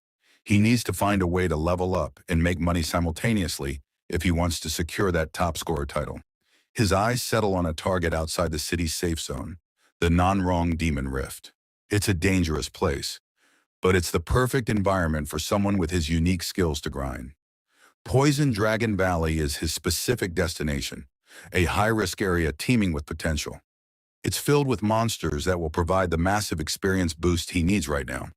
The valley is shrouded in a toxic green mist, a place where many hunters meet their end. But for Zhang Yan, the dense population of monsters makes it the fastest leveling ground available. Rumors circulate about a rare dragon-type magical beast lurking in the deepest reaches of the valley. Its silhouette is a terrifying reminder of the dangers that wait in the dark. His ultimate goal is to obtain a dragon egg. If he can get his hands on one, his universal grafting skill will finally become active, unlocking a level of power most people can't even dream of. He imagines the possibilities, creating a powerful companion that could change the tide of any battle. The egg is the key to his long-term survival in this world. Even if the egg is out of reach, the valley is a gold mine for magic crystals. Selling those would ensure his sister never has to worry about money for the rest of her life. The decision is made. He's heading out tomorrow. Poison Dragon Valley will be the first major milestone in his conquest of the Demon Rift. The next day, a transport bus pulls up at the Nanrong Demon Rift station. The automated voice reminds passengers to step carefully as they exit into the heavily fortified area. Jiang Yan steps out and looks toward the massive rift entrance, a swirling vortex of red energy. To reach the uncharted wilderness, he has to navigate through the heart of the Rift City first. He enters the inner stronghold of the Nanrong Rift City, a sprawling metropolis built entirely within the rift. It's humanity's primary shield against the constant threat of demonic beast invasions. The city is separated from the real world by a single, massive spatial passage that hums with power. It's a surreal landscape where the sky is a permanent, bloody red.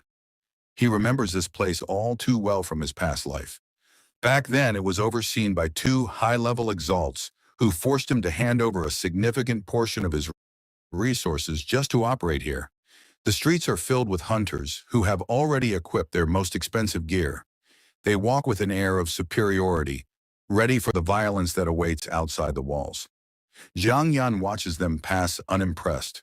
Compared to the powerful spatial ring he received from Yao Kexin, their high-end armor looks like cheap junk. That girl was clearly in a different league entirely. He navigates through the crowded streets until he reaches the East Gate. Stepping out through here is the fastest route to his target location.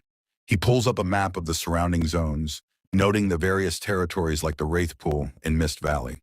Poison Dragon Valley is marked as relatively safe compared to the others. But that's a very loose definition. The monsters in that area typically range from level 13 to 18. For a normal hunter, it's a suicide mission, but for him, it's the sweet spot for rapid progression. He closes the map with a faint smile. Everything is going according to plan. This is exactly where he needs to be to break the game's rules. At the gate, he hands over his student ID for inspection. The official document clearly lists his profession as farmer and tinker, a combination that usually means a death sentence in the wilderness. The guard captain looks at the card, then up at Jiang Yan, his expression a mix of confusion and disbelief. He can't believe a dual F rank awakened is actually trying to enter the valley alone. Jiang Yan just takes his card back and thanks the man for his concern. He calmly states that he intends to come back alive, showing no sign of the fear the captain expects. The captain's brow furrows as he watches the boy walk toward the gate. He hates seeing young kids throw their lives away, even if their ranking makes them seem insignificant. Determined to stop him, the captain reaches out to grab the boy's shoulder. He's about to physically bar the way when another guard suddenly intervenes, stopping him in his tracks. The second guard recognizes the kid immediately. He tells the captain to let him go, explaining that this isn't just any F rank. This is the student who completely shattered the profession gap. He continues, listing off Jiang Yan's recent feats, setting a new solo record at the training base, and ranking first in both academics and combat. This kid is a local legend in the making.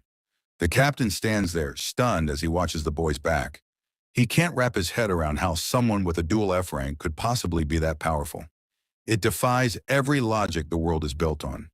Even the most gifted S-rank students from previous years haven't come close to matching the records this farmer has already set. Ignoring the shocked guards behind him, Jiang Yan walks through the glowing green portal. He steps directly into the heart of Poison Dragon Valley, where the real hunt begins.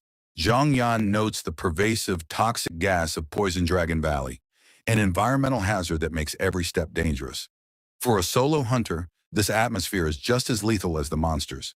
He pops an antidote pill, noting they cost $50 each and only last 3 hours. He's completely broke right now, so he has to make every second count before the protection wears off. A poison-winged lizard drops from the trees, its red eyes glowing as it shrieks a challenge. This level 13 beast is a common threat in the valley. He meets the charge with a precise blue energy slash, slicing through the creature as it lunges. The blue light of his blade carves a clean arc through the mist. He moves through the woods, taking down more lizards in rapid succession. The experience starts pouring in, with his level progression jumping significantly with every kill. He's satisfied with the results, noting that wilderness mobs are built different than the ones in the training grounds. This is exactly the kind of efficiency he was looking for. To speed things up even further, he decides to activate his modify skill. His expression hardens as he prepares to break the rules of his own equipment. He turns his back on the path and holds his sword ready. The air around the blade ripples with digital artifacts as his power takes hold. A notification confirms the change. His cyan steel sword has been modified into a cyan steel sword. With a single letter change, he's ready to begin the real hunt. He plunges into a group of beasts, his blade glowing with an intense blue light as he unleashes a flurry of slashes. The modified sword carves through the pack like they're nothing. The level-ups hit one after another as he clears the area of lizards. He reaches level 16 in no time, his stats surging with the newfound power. He continues the massacre against larger groups of carrion poison toads and rotbats. By the time he finishes the clearing, he's already hit level 18. Exhausted but successful, he takes a break to drink some water, leaning against his sword. The toxic mist swirls around him, but the antidote pill is still holding strong. He sighs frustrated that despite the mass slaughter, not a single mana crystal has dropped. His luck today is feeling absolutely garbage. Suddenly, a voice from behind asks if he was the one who killed all the monsters. He looks over his shoulder, his guard instantly up at the unexpected presence. Two figures approached through the mist, staring at the pile of monster corpses he left behind. They seemed genuinely shocked by the level of carnage a single hunter could cause. Standing before him is Luyan ***, a tall and pale S-rank student with dark blue hair and a sharp gaze. He's the eldest young master of the Lu family and one of the city's top-ranked Gale assassins. Beside him is Lu Tao ***, an aggressive lackey with tan skin and brown hair tied back in a ponytail. Wearing a purple and white vest, he glares at Zhang Yan with an indignant expression. Zhang Yan stands up and looks them over, coolly asking if they were expecting someone else to have done the killing. He isn't intimidated by their gear or their rank. Lu Tao ***, immediately bristles at his dismissive tone, yelling to ask if Zhang Yan has any idea who he's talking to. He's clearly used to people bowing to his boss's reputation. Liu Yuan ** stops his lackey, admitting he's impressed by Zhang Yan's skills and offering him a chance to team up. He recognizes the raw talent hiding behind the low rank. Zhang Yan doesn't even hesitate, telling them he isn't interested in walking away. He thinks to himself that they just want to leech his experience for free. Liu Tao ** is ready to explode, asking why they didn't just teach the arrogant kid a lesson right then and there. He can't stand being ignored by someone he considers trash. Liu Yuan watches Zhang Yan leave, his eyes glowing with a faint purple light as he acknowledges the boy's potential. He tells his lackey to wait, promising he'll give him a chance to make a move the next time they meet. Lu Tao ** slams his fists together, vowing to beat the dual F rank so hard he'll be looking for his teeth on the forest floor. His arrogance is only matched by his short temper. An hour later, Zhang Yan is still pushing through the dense toxic trees. He has one antidote pill left and wants to hit level 19 before the timer runs out.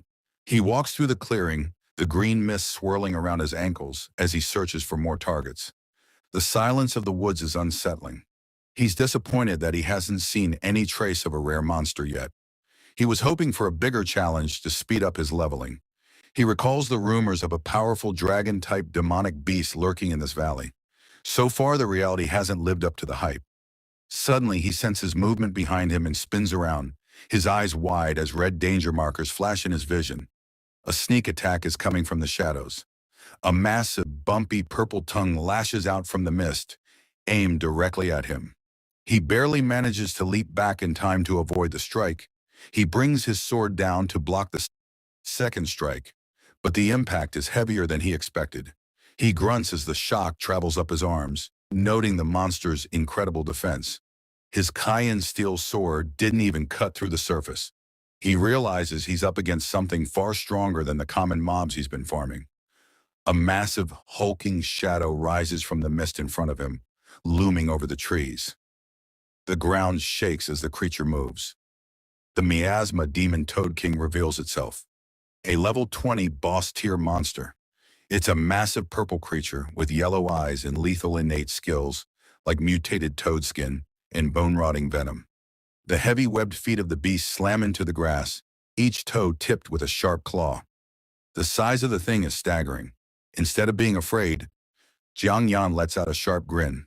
He's finally found a boss, and he intends to claim his first mana crystal of the day from its corpse. The Toad King lashes out with its giant tongue snare, the long purple limb whipping through the air with incredible force. The ground is torn up as the muscle hits. The tongue moves with blinding speed, wrapping around Jiang Yan from multiple angles. It's a complex attack designed to trap and crush the target instantly. He remains calm, his eyes glowing as he analyzes the attack pattern. He's already figured out exactly how to break the skill and turn the tide of the battle. He activates Modify, targeting the enemy's innate skill directly. A digital ripple spreads out as he changes the giant tongue snare into a giant tongue snarl. The massive tongue suddenly twists and knots itself into a tangled mess. The Toad King is left staring in confusion, its primary weapon now completely useless and tied up in its own mouth. Jiang Yan leaps into the air, taking advantage of the moment while the beast's tongue is still tangled. He raises his sword high, determined to end the fight with one decisive strike to the head. His blade slams into the skull of the Miasma Demon Toad King, throwing off a shower of sparks upon impact. The monster's skin is far tougher than any ordinary creature he's faced before, resisting the edge of his steel. Jiang Yan's eyes widen in shock as his blade fails to penetrate the thick hide. He realizes with a start that he can't break through the creature's natural defense with his current power level. The Miasma Demon Toad King activates its mutated toadskin skill, causing its purple hide to glow with an eerie blue light. A system notification confirms that its defense has been significantly increased, making it virtually invulnerable. To make matters worse, a system alert appears. The modification on the toad's tongue has expired. Because the target's level exceeds his own, the effect was far shorter than he anticipated. The knotted tongue instantly reverts to its original giant tongue snare form as the digital artifacts fade away. Jiang Yan grits his teeth, realizing the timing couldn't have been worse for the skill to fail. He lands back on the ground and creates some distance, reflecting on the major drawback of using Modify on high-level enemies. At his current level, he simply can't maintain the effects for long. He knows that fighting targets above his level causes the duration of his modifications to be drastically reduced. If his luck is bad, the skill might even fail entirely, leaving him completely exposed in the middle of a fight. The Toad King doesn't give him a moment to recover, lashing out with its tongue again in a rapid pink blur. The prehensile muscle whips through the air, forcing Jiang Yan to stay on the move. Jiang Yan stands his ground as the tongue looms overhead, the blue energy of his sword ready for one last effort. He realizes he'll have to make a massive gamble if he wants to win this encounter. A sharp, confident grin spreads across his face as he prepares his next move. He isn't out of tricks yet, and he's willing to risk everything on a dangerous modification. He focuses his energy into his ring, the blue glow of his skill intensifying as he targets the Demon Fall Saber. He prepares to rewrite the fundamental nature of his own weapon. The sword is engulfed in a chaotic storm of colorful digital artifacts, warping its shape as the modification takes hold. The air around the blade crackles with raw, unbridled power. The transformation is complete. The Demon Fall Saber has been modified into the Demon King Saber. Intense red energy erupts from the blade, staining the surrounding mist a deep bloody crimson. Jiang Yan grips the new weapon as a massive red eye opens on the hilt, staring at the world with pure, ancient malice. Dark, swirling energy surrounds him like a violent hurricane. The system identifies the weapon as the Demon King Blade, which contains the will of the seventh Demon King, Blood Spirit Asura. It possesses overwhelming nether demonic energy, but grants an uncontrollable berserk power that threatens to consume the wielder. Jiang Yan struggles to maintain his composure as the sword's weight and malevolent aura threaten to overwhelm his mind. He knows he needs to kill the Demon Toad King fast before he loses himself to the blade. He lunges forward, swinging the crimson blade in a wide arc. "Take my blade!" he shouts, the energy from the strike carving a bright red path through the darkness. A colossal pillar of red and white energy erupts from the impact, obliterating the miasma demon Toad King in an instant. The monster is reduced to nothing but dust by the terrifying power of the Demon King. The explosion clears, leaving a massive crater in the forest floor as Jiangyan drops to one knee. He gasps for air, his body trembling from the sudden and absolute drain of his stamina. He realizes with a start that a single strike with the Demon King blade took everything he had. He's completely vulnerable, his strength spent in that one overwhelming moment of violence. He looks down at his hand and sees red vine-like veins crawling from the sword up his arm. The cursed weapon is actively eroding his body, feeding on his remaining life force. He struggles to reach out and activate Modify to reverse the change, but his vision is swimming. He can barely keep his eyes open as the dark energy continues to spread. Jiang Yan collapses completely, his face pressed into the dirt as his strength fails him. He's out of stamina and can no longer use his powers to defend himself. A booming, arrogant voice echoes in his mind, mocking his human fragility. The seventh demon king blood spirit Usura speaks through the blade, demanding a heavy price for the power he dared to borrow.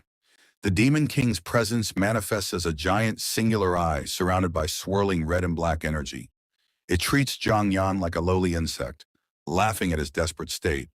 The spirit boasts that even if its true body cannot descend into this world, its essence is still enough to enslave the human race. The red aura intensifies, flooding Zhang Yan's vision with malice. The Demon King claims that 1/10 of its power is sufficient to destroy human civilization. It intends to use Jiang Yan's body as a vessel to reclaim its ancient glory. Despite his exhaustion, Jiang Yan forces himself to focus, a blue digital glow appearing on his forehead. He tells the entity that he already expected this betrayal and has a plan to deal with it. He recalls that this isn't the first time he's had to modify a Demon King's weapon. He pulls out his original sword and prepares to strike at the consciousness dwelling within the cursed blade. He unleashes a concentrated burst of blue modification energy directly into the eye on the Demon King blade's hilt. The digital ripples clash with the red demonic aura in a violent explosion of light. The red energy is forcefully suppressed, the demonic aura being sucked back into the sword as the eye is struck. The chaotic energy storm starts to subside as Jiang Yan's power takes hold. The seventh Demon King blood spirit Asura lets out a final, distorted roar as its presence is silenced. It vows to return and tear Jiang Yan to pieces, but its voice is cut short as the connection is severed. The red energy is sealed back into the blade, leaving only a faint, harmless glow behind. The forest is once again silent, the threat of the Demon King temporarily averted. Jiang Yan lies in the crater, gasping for air as the red veins on his arm slowly retreat. He's managed to survive the erosion by the narrowest of margins. He notes that once he pierced the consciousness vessel accidentally summoned into the blade, the erosion stopped. His gamble paid off, but it came at a staggering physical cost. He decides to rest until his stamina recovers enough to change the sword's name back to normal. He knows he can't risk keeping it in its current form for a moment longer than necessary. He sits against a rock, reflecting on his previous life and the similar disasters he faced with his Modify skill. He's seen this kind of power before, and he knows how dangerous it is. He recalls a time when the ninth Demon King, Thunder Spirit Calamity, being descended through a similar modification accident. In his memory, a massive shadowy figure with a single glowing eye loomed over a Gothic cathedral. That incident was far more lethal than this one, requiring a Guardian General above level 80 to step in and save the city. The memory serves as a grim warning of what can happen when his power goes out of control. He looks at the Demon King blade, realizing that attacking the consciousness vessel within the weapon is the only true way to subdue such ancient entities. It's a secret he learned through bitter experience. He stares into the mist, wondering if these terrifying beings are truly just creatures from the Demon Rift, or if they represent something much older and more dangerous. The mystery remains as he waits for his strength to return. Jiang Yan looks down at the cursed blade, the red veins on his arm still a grim reminder of the power he unleashed. He wonders if these Demon Kings originate from a world even more horrifying than his own. After catching his breath, he decides he's rested enough to gather his spoils. He activates Modify, safely reverting the Demon King blade back into the Demon Fall blade as a digital aura surrounds the steel. He walks toward the center of the clearing where the boss fell, eager to see if his struggle was truly worth the risk. He notes that for a boss of this caliber, the rewards should be significant. A large, glowing purple crystal floats amidst the dissipating miasma. He identifies it as a level 20 boss magic crystal, a rare and valuable reward that pulses with intense energy. A genuine smile spreads across his face as he contemplates the wealth he's just acquired. He estimates the market value to be at least 100,000. Realizing he's finally struck it rich, he uses his abilities to collect the massive corpse of the Demon Toad King and the other monsters he defeated earlier. These remains are filled with premium materials that are sure to fetch a handsome price in the city. He turns his attention to his next move, deciding that the official market won't offer a fair enough profit for such high-quality loot. He plans to head for the underground black market in Nanrong City instead. As he prepares to depart, a series of system windows appear notifying him of his victory. He receives massive experience rewards for slaying both the Miasma Demon Toad King and an unknown creature. His level jumps from 18 to 20 in an instant, a significant boost for a single day of hunting. He realizes the unknown creature reward must have come from suppressing the consciousness of the blood spirit Asura. He ponders a potential loop, summoning these entities, defeating them, and gaining massive experience to grind all the way to level 100 on the spot. A diagram representing the summon loop summon cycle appears in his mind. However, he sees a terrifying vision of a giant red eye looming over his home city. He understands that if he ever loses control of such a summon, the entire civilization could be annihilated along with him. His expression hardens with caution as he decides not to take such an unnecessary risk. He knows the weight of the power he wields and the devastating consequences of its misuse. He recalls that reaching every 10th level grants him a new innate skill. He opens his status to see what new abilities he's awakened at level 20. His curiosity piqued. A large blue system window lists his new skills: the extra innate skill disassembly and the farmer innate skill pest immunity.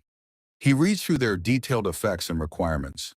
He is pleased with the new additions, especially disassembly, which he identifies as an excellent tool for generating wealth from raw materials.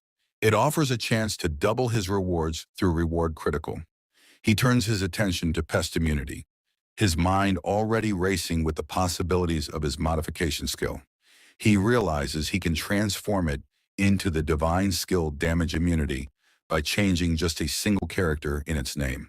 While a skill as powerful as damage immunity is bound to have many restrictions, he knows it will be an invaluable asset in life or death situations. He considers how to best utilize this potential power. With his new level, skills, and loot secured, Jiang Yan turns and leaps away from the clearing. He leaves the Poison Dragon Valley behind, heading back toward the city to prepare for his next move. Something is lurking in the trees above.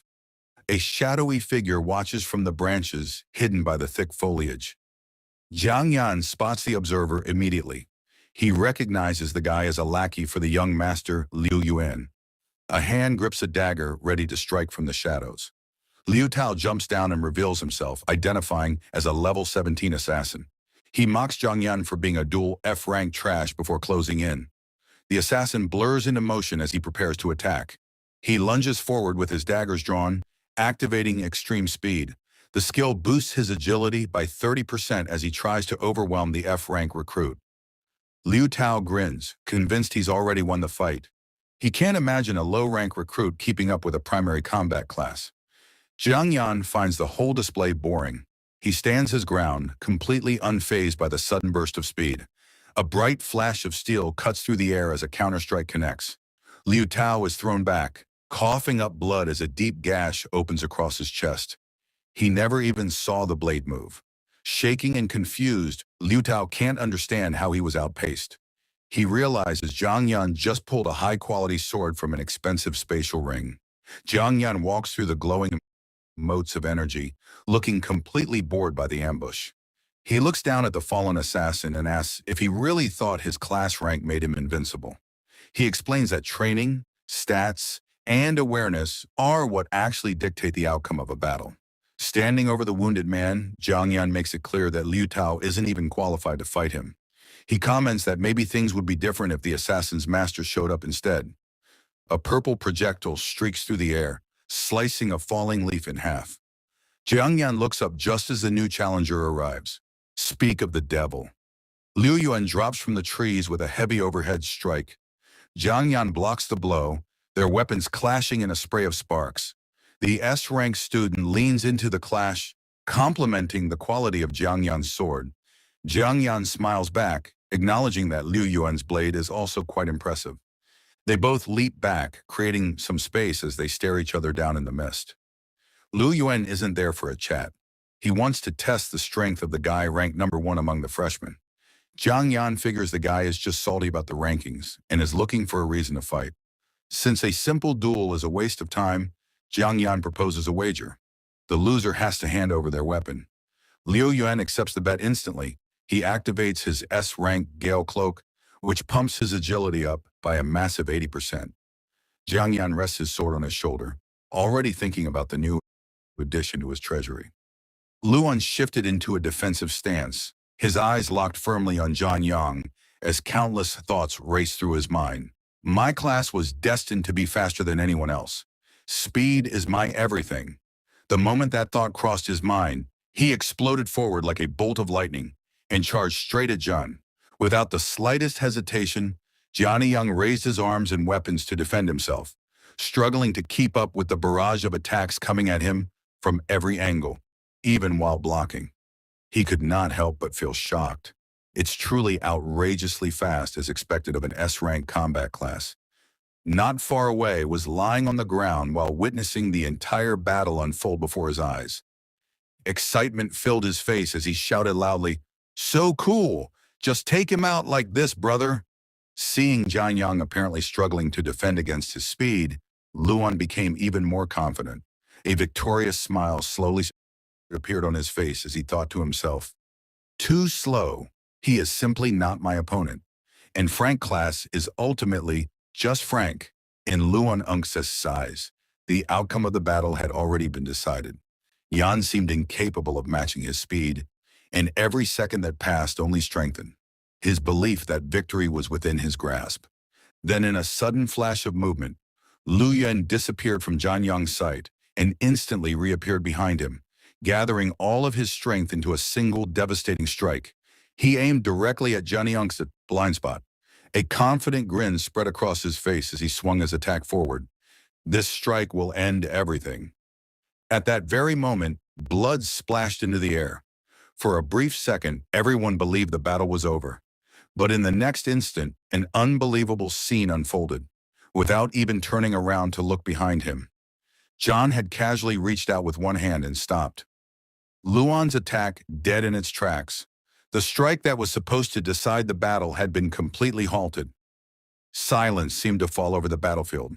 Luan Unk's eyes widened in disbelief as his body froze where he stood. He could not understand what had just happened. His greatest weapon was his speed, the very thing that allowed him to dominate his opponents and overwhelm them. And that realization sent a chill through his entire Li. Jian looked directly at Liu Yin, his expression calm and unwavering, despite the intensity of the battle. There was not a trace of panic in his eyes as he spoke in a steady voice. "The victor has been decided." Hearing those words and witnessing JY effortlessly stop his attack, Lu Yuan finally understood something he had failed to realize from the very beginning. His eyes narrowed as countless thoughts rushed through his mind. From the very beginning, he never intended to compete in speed with me. So this is the strength of the first place on the Nan City freshman level rankings. Finally, things are starting to get a little interesting. But if you can trade injury for injury, I can also sever my tail to survive. The shock he had felt only moments ago gradually transformed into excitement. Instead of fear, a fierce fighting spirit began burning within him. He had finally encountered an opponent worthy of his full strength, and that realization made his blood boil with anticipation. Without giving him any time to recover, immediately moved to finish the battle. He swung his weapon with tremendous force, aiming to end the fight in a single decisive strike. The attack cut through the air with frightening speed and power. However, Luan's reactions were just as extraordinary. At the critical moment, he instantly leaped backward and narrowly avoided the attack. His body flew through the air before landing at a safe distance from Yan. Although he had escaped the strike, there was a price to pay. Zhang Yang lowered his gaze and noticed that something had remained in his hand. It was Lun's dagger. In order to escape the attack, Luan had abandoned his weapon without hesitation, choosing survival over possession. It was a decision that required incredible decisiveness and battlefield awareness. Looking at a dagger in his hand, Jianong could not help but praise him. Good kid, you actually abandoned your weapon. Your combat experience is quite impressive. However, now that you have no weapon, how are you going to continue fighting me? His voice was calm, but there was genuine acknowledgement in his words. Very few people could make such a quick decision under pressure. At that moment, Lu Yun was already standing high on the branch of a nearby tree as he looked down at Zhang Yang with a confident smile on his face. Far from looking worried, he appeared completely relaxed. Then he answered with a grin, I really like this type of short sword, so I usually keep 3 of them prepared in my storage ring. Zhang Yang looked at Lu Yun and could not help but think to himself, I almost forgot. He is the eldest young master of the prestigious Lu family of Nan City. Although this B-rank weapon is expensive, to him it is nothing more than a drop in the ocean. However, defeating such a favored son of heaven is what makes this feel even more satisfying. At that moment, Luan raised his newly drawn short sword and activated one of his abilities. A powerful aura immediately surged from his body as his expression became more serious than ever before. You are the first opponent who is going to witness this. I originally thought it would be that sword saint. As soon as those words left his mouth, the battlefield was engulfed by violent winds. The name of the skill was revealed. Gale, Fierce Slash. With a loud roar, Lu Yun swung his blade at astonishing speed. Instantly, countless wind-infused slashes burst forward like a raging storm. Sharp blade auras tore through the air one after another, covering a massive area and rushing toward John from every direction.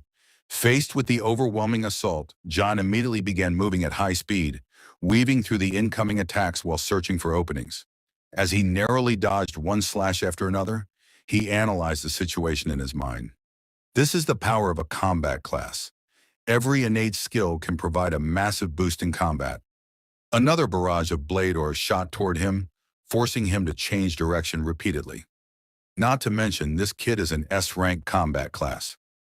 Even while avoiding the attacks, John could not deny the strength his opponent was displaying. He is ridiculously strong. However, while continuously observing Luan's attacks, Jianong gradually noticed a weakness. But his blade strikes are clearly not as fast as he is in close quarters combat.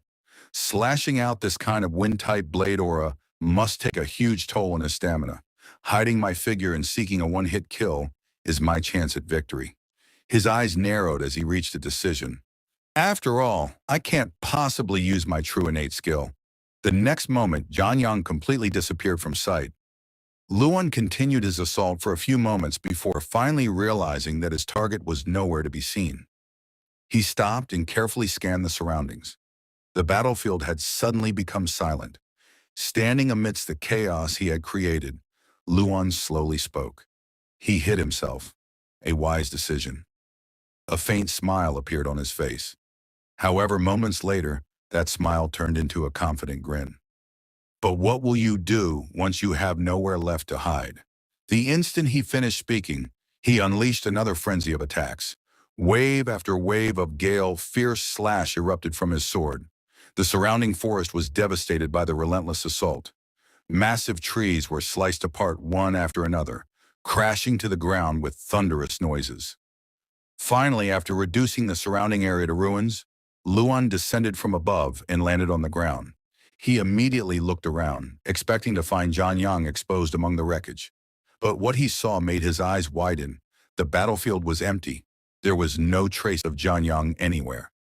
A shocked expression appeared on his face as he muttered, "That guy, he disappeared." But at that very moment, Lu Yun suddenly sensed something behind him. His instincts immediately screamed a warning. Without hesitation, he spun around and launched an attack toward the presence he had detected. His blade flashed through the air with incredible speed, cutting straight toward his target. However, when the attack landed, Lu Yun's eyes widened. There was no one there. The strike had only shattered a broken piece of a tree. Even so, he quickly realized what had happened and shouted, "The shadow is cast down! I see you!" Yet the person he thought he had found was nothing more than a decoy.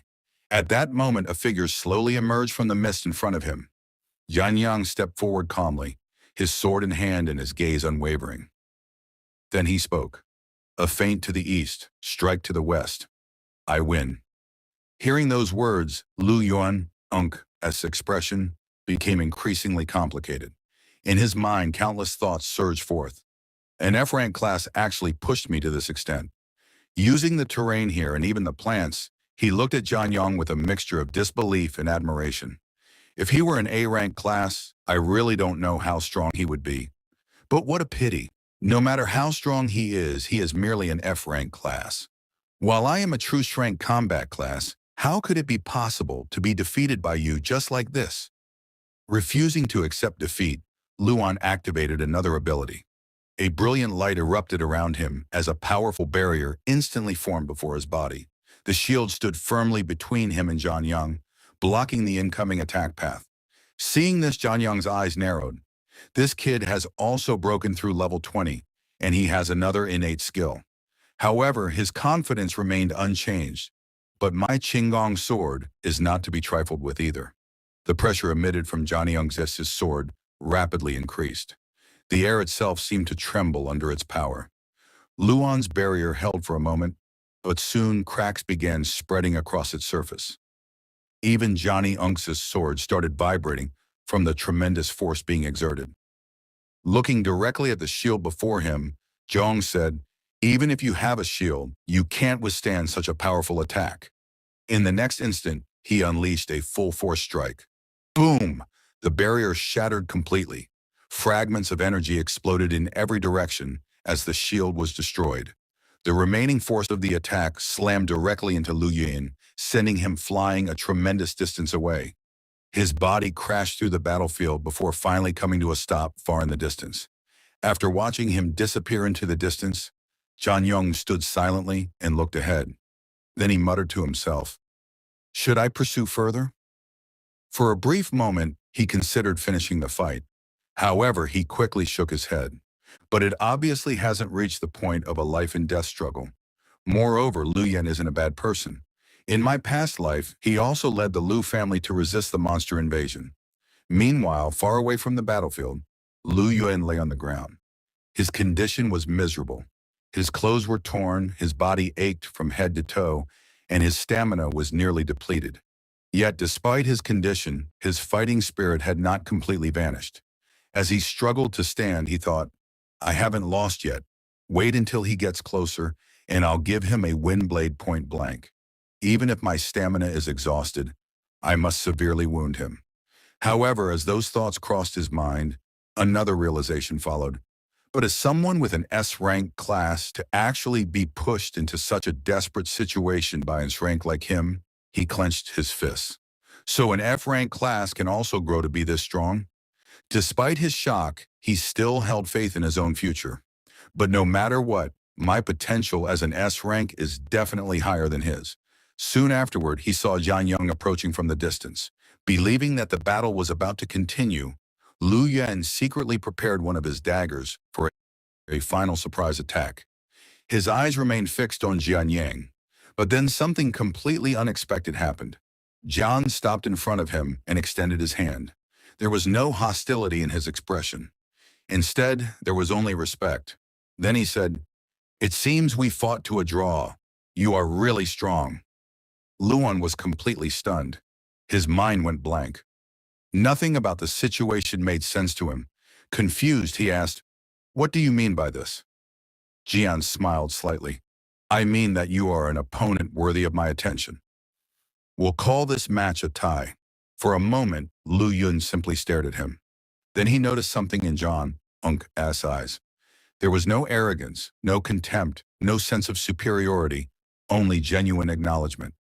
Lu Yun quietly thought to himself, "This is a look of acknowledgement. He doesn't look down on me." His expression gradually softened. "I am strong, but he is also strong." At that moment, he understood something important. "I understand now. There is always a higher mountain, and there is always someone stronger." The pride he had always carried began transforming into maturity. Looking at Jian Yang, he sincerely said, Thank you for teaching me this truth. After that, the two young men reached out and shook hands. The fierce battle that had shaken the forest ended with mutual respect. Lu Yuan looked directly at Junyang and declared, I admit you are a true powerhouse. A powerhouse worthy of being seen as my opponent. But next time I will definitely defeat you fair and square at the freshman top 100 tournament. Jenny Young smiled confidently before replying, then you'll have to work much harder to get stronger, otherwise. His eyes sharpened slightly. You will lose the qualification to be my opponent. Luau dragged Luan away while shouting at John. You little punk, just you wait. How dare you leave my young bro that banged up? Luan immediately turned toward him and said, watch your mouth from now on. You show him the same respect you show me. Hearing that, Lu Tao could only nod his head. Lu Yuan then looked back at John Yang with a smile and said, next time I'm going all out and beating him for sure. John watched him leave and smiled faintly. In his mind, he thought, if you really went all out, the moment you shouted the name of your first skill, you'd already have lost. After all, Gale Rending Slash has so many ways I can tweak it. It's a shame, though. After such a big fight, I didn't get any real gains. Since it was a draw, I even gave that dagger back. Kind of feels like working for nothing. As Jianong scratched the back of his head, he suddenly felt a huge surge of energy coming from nearby. His attention was instantly drawn toward it, and he narrowed his eyes. What's that? He muttered. A moment later, he seemed to realize something. Must have been back then. His slash made something invisible show itself. Looks like some kind of special poison mist. Let's go take a look. Maybe I'll even run into another boss-tier monster. Without wasting any time, Jianyong activated his modification skill and converted his damage. Immunity into poison immunity. The effect of the skill immediately appeared before him. For 20 minutes, grants immunity to toxins at dank and below. Seeing this, Janny nodded with satisfaction and said, with this skill, I can save my antidote pills for now. So what exactly is hiding inside that strange poisonous fog? Following the source of the energy, Johnny Young soon arrived at a large lake. Thick, poisonous mist floated above the surface of the water and slowly spread outward in every direction. After observing it for a moment, he said, it's spreading out from the center of the lake. Looks like this whole lake is toxic. Could there be a legendary poison dragon living in here? Let's find out. The moment those words left his mouth, Chang jumped straight into the lake and began swimming deeper toward the center. As he moved through the water, he kept searching for the source of the poisonous aura. However, something felt strange. Everywhere he looked, there were only weak monsters swimming around. None of them seemed powerful enough to create such an overwhelming poisonous presence. This made him even more curious. Why are there only weak small fry around? He wondered. Just as he was thinking about it, a massive shadow suddenly appeared in front of him. The surrounding water trembled as a huge monster emerged from the depths. Its body was covered in thick ice-like armor, and its enormous jaws looked powerful enough to tear apart almost anything in its path. At that moment, information about the creature appeared before Junong. Ice-armored crocodile, level 18. The moment he saw it, Johnny Young's eyes lit up. So there is a big guy in the water. A boat's giant crocodile fixed its gaze on him and slowly opened its terrifying mouth. It was obvious that the monster saw him as prey and intended to swallow him whole. But instead of panicking, John Yang remained completely calm. A confident smile appeared on his face as he stared directly at the beast and said, you want to eat me? Not happening that easily. Without wasting a second, Jian Yong threw his sword straight toward the ice-armored crocodile. The blade cut through the water with incredible speed and struck the monster with deadly precision. As he launched the attack, he thought to himself, I'll begrudgingly accept your materials. The powerful strike proved to be the finishing blow, and the massive creature quickly lost its life, watching the enormous body sink motionlessly. Jian examined it for a moment before shaking his head. This guy's so huge, there's no way it'll fit in my storage ring, but I can try out my new dismantle skill. Curious to see how effective the skill was, he immediately activated it. Information about the ability appeared before him. Dismantle can dismantle items of level 10 or below to obtain materials. 10% chance to trigger reward crit. After activating the skill, John Yang quickly got to work. The process was surprisingly smooth, and it did not take long before the giant monster had been properly dismantled into useful materials. Looking through the results, one particular item caught his attention. He picked it up and inspected it carefully before nodding with satisfaction. Now, this hide is pretty good. I'll keep it. After storing the valuable material away, Jian Yong prepared to continue his investigation. The mysterious energy he had sensed earlier was becoming stronger and stronger with every passing moment. And only then did he realize how close he had already come to its source. I didn't even notice. I'd gotten this close to where the strange poison mist is coming from. Let's see what's actually over there. With his curiosity growing, Jian Yang began moving forward at a much faster pace. The deeper he traveled, the stronger the poisonous aura became. At the same time, countless thoughts continued running through his mind. The terrain all around has been warped by the toxins. Don't tell me my luck is really that good. The environment around him looked increasingly unnatural. The poisonous energy had altered everything in the area, creating a landscape unlike anything he had seen before. The closer he got, the more convinced he became that something extraordinary was hiding ahead.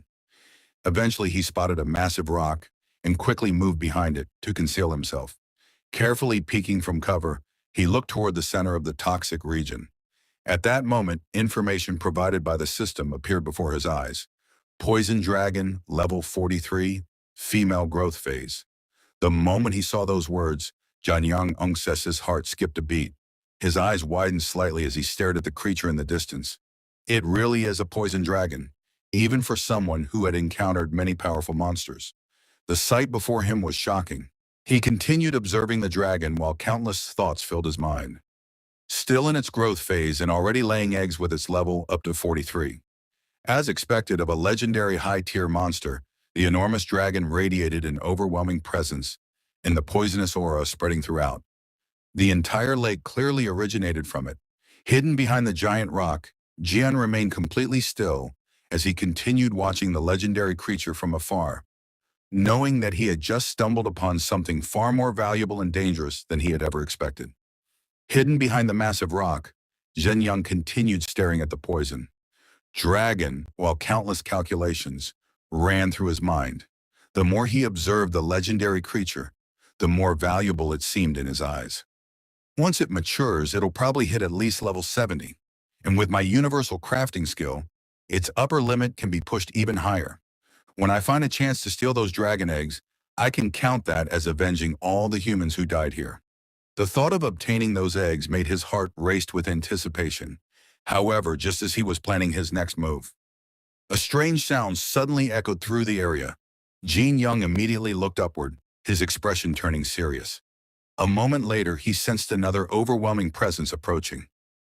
His eyes widened as the realization hit him. Could it be?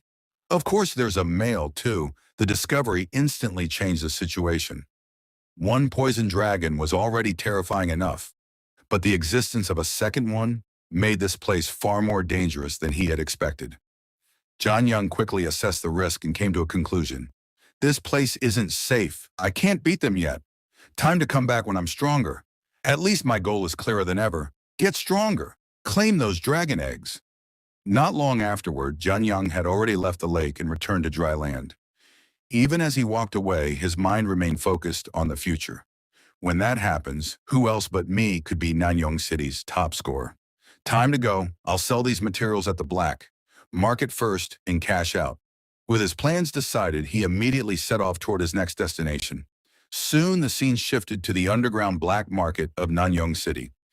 As he made his way through the area, Jian Yang explained the place from his own perspective. This is the underground black market of Nanyang City. Rumor has it a level 60 Grandmaster sits in charge here. They say the Grandmaster has an extraordinary background, so as long as nothing huge happens here, the authorities turn a blind eye. That makes a lot of trades easier and hides plenty of sins as well. The underground market was filled with all kinds of people, from hunters and merchants to individuals involved in deals that would never be allowed in public.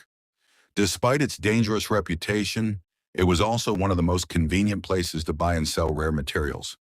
Ginyang eventually stopped in front of a particular shop and continued. And this place is, in my past life memories, the most reliable black market shop around. Inside the shop, a female owner was already negotiating with two men. One of them looked frustrated as he pleaded, "Boss, can't you bump the price a little? It wasn't easy for us brothers to get this haul." The woman remained completely calm and replied, "I'm already paying the highest price on this entire street. If you don't want to sell, feel free to walk." Just then, her attention shifted toward the entrance where John had appeared. Looking him up and down, she raised an eyebrow and said, "A high school kid? You got something to sell too?" Before Jan Young could answer, one of the two men burst out laughing. "Look at him. He doesn't even own a proper outfit. What goods could he possibly have?" The man then walked over and waved him away dismissively. "Kid, I'm telling you, get lost. Stop wasting the boss's time." Faced with their mockery, John Young showed no sign of anger. Instead, he casually flexed his storage ring and said, "I really don't have anything special." The moment they noticed the ring, both men froze. Their expressions instantly changed from ridicule to shock. Storage ring. How does he have something that expensive?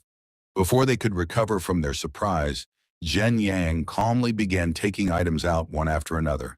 This is about all of it. As piles of valuable materials appeared before them, the two men were left completely stunned. Even the female shop owner could not hide her surprise. Looking at one of the materials, she thought to herself, "He even has ice-armored crocodile hide. Did he go all the way to the deepest parts of Poison Dragon Valley?" Just when everyone thought the display was over, Qian Young suddenly remembered something else.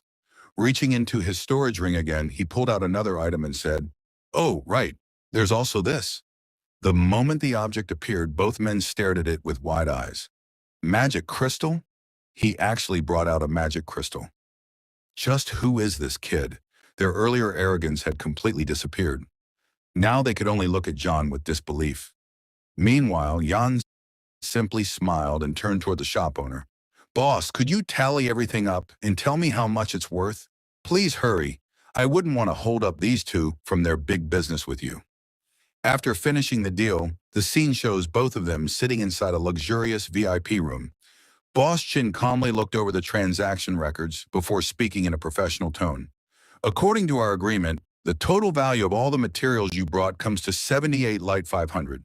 The magic crystal is worth 50,000. Adding everything together, the final amount comes to 2,238 and 500. It's all stored on this card." As she finished speaking, she placed a special card on the table in front of him. John Yong reached out toward it with a satisfied smile and said, "You're refreshingly straightforward." "Boss Chin, I'll gladly accept."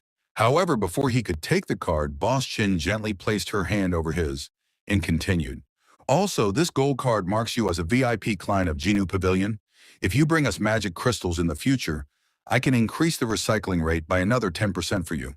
Hearing that, Yan Yang immediately stood up. A look of genuine appreciation appeared on his face as he respectfully replied, "Then I'll gratefully accept your kindness, Boss Chin." Soon afterward, Janny left the VIP room and began walking out of Jinu Pavilion. As he moved through the building, he quietly reflected on the transaction in his mind. Boss Chin is fair and reasonable. That's exactly why I chose to trade with her. She even gave me a VIP card and priority treatment. She clearly recognizes my potential. The more he thought about it, the more convinced he became that his decision had been the right one. In a world where strength determines status and opportunity, having the support of a powerful organization could make a huge difference. His confidence continued to grow as he thought about the future that awaited him. The moment Jan Young stepped outside, he immediately noticed countless eyes turning toward him. Many people were secretly observing him, some with curiosity, some with envy, and others with intentions that were harder to read. Feeling those gazes focused on him from every direction, Janny remained completely calm. Instead of feeling nervous, a faint smile appeared on his face as he thought to himself, "People with real ability are welcomed everywhere." As expected, overwhelming strength is the foundation of everything. If I want to earn those top national salaries and climb onto the Yan rankings, power is the absolute prerequisite. In this world, reputation, wealth, and influence all followed strength. Without enough power, none of those things could truly be secured. Not far away, two men were secretly watching him while talking among themselves. One of them grinned and said, Second brother? Looks like we're cashing in again today. His tone carried obvious greed as the pair continued keeping their eyes on John Young. Meanwhile, completely aware of the attention he was attracting, Jian continued walking alone through the streets. He calmly assessed his current situation and thought, now that I've got money, I need some protection. Just having two weapons still doesn't feel safe enough. His instincts were already warning him that trouble was approaching. The sudden wealth he had obtained and the attention he had drawn were bound to attract unwanted people. Yet despite realizing this, he showed no sign of panic. As he continued forward, his expression remained steady and composed. Then he silently admitted to himself, as expected, I've been marked. However, there was not the slightest trace of fear in his heart. He had already anticipated this outcome long before leaving Jinu Pavilion. From the moment he decided to sell valuable materials and reveal a portion of his capabilities, he knew that certain people would begin targeting him. To John Young, this was neither surprising nor alarming. Instead, it was simply another challenge on the path he had chosen. With unwavering confidence, he continued moving forward while thinking, but this is all within my expectations. Whatever comes next, I'll be ready for it. As Jian Ying continued walking, he carefully observed the two men following him from a distance. The closer they got, the stronger a certain smell became.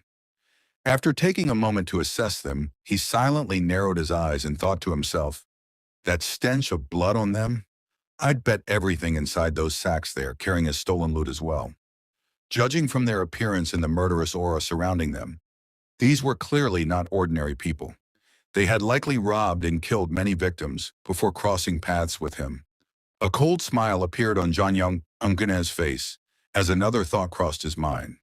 Taking them out will count as doing a good deed. Meanwhile, the two pursuers were becoming increasingly confident as they followed him deeper into a quieter area, seeing Zhong continue forward alone. The older of the two brothers sneered and said, this kid picked himself the perfect grave. The younger brother laughed cruelly before adding, his uncle will probably be the first to hear that he's dead.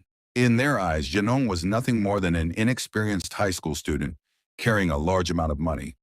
They believed he had unknowingly walked straight into their trap. However, the moment John arrived at a deserted location, he suddenly stopped walking. The atmosphere immediately became tense. Without even turning around at first, he calmly spoke. Took you long enough. I've been waiting.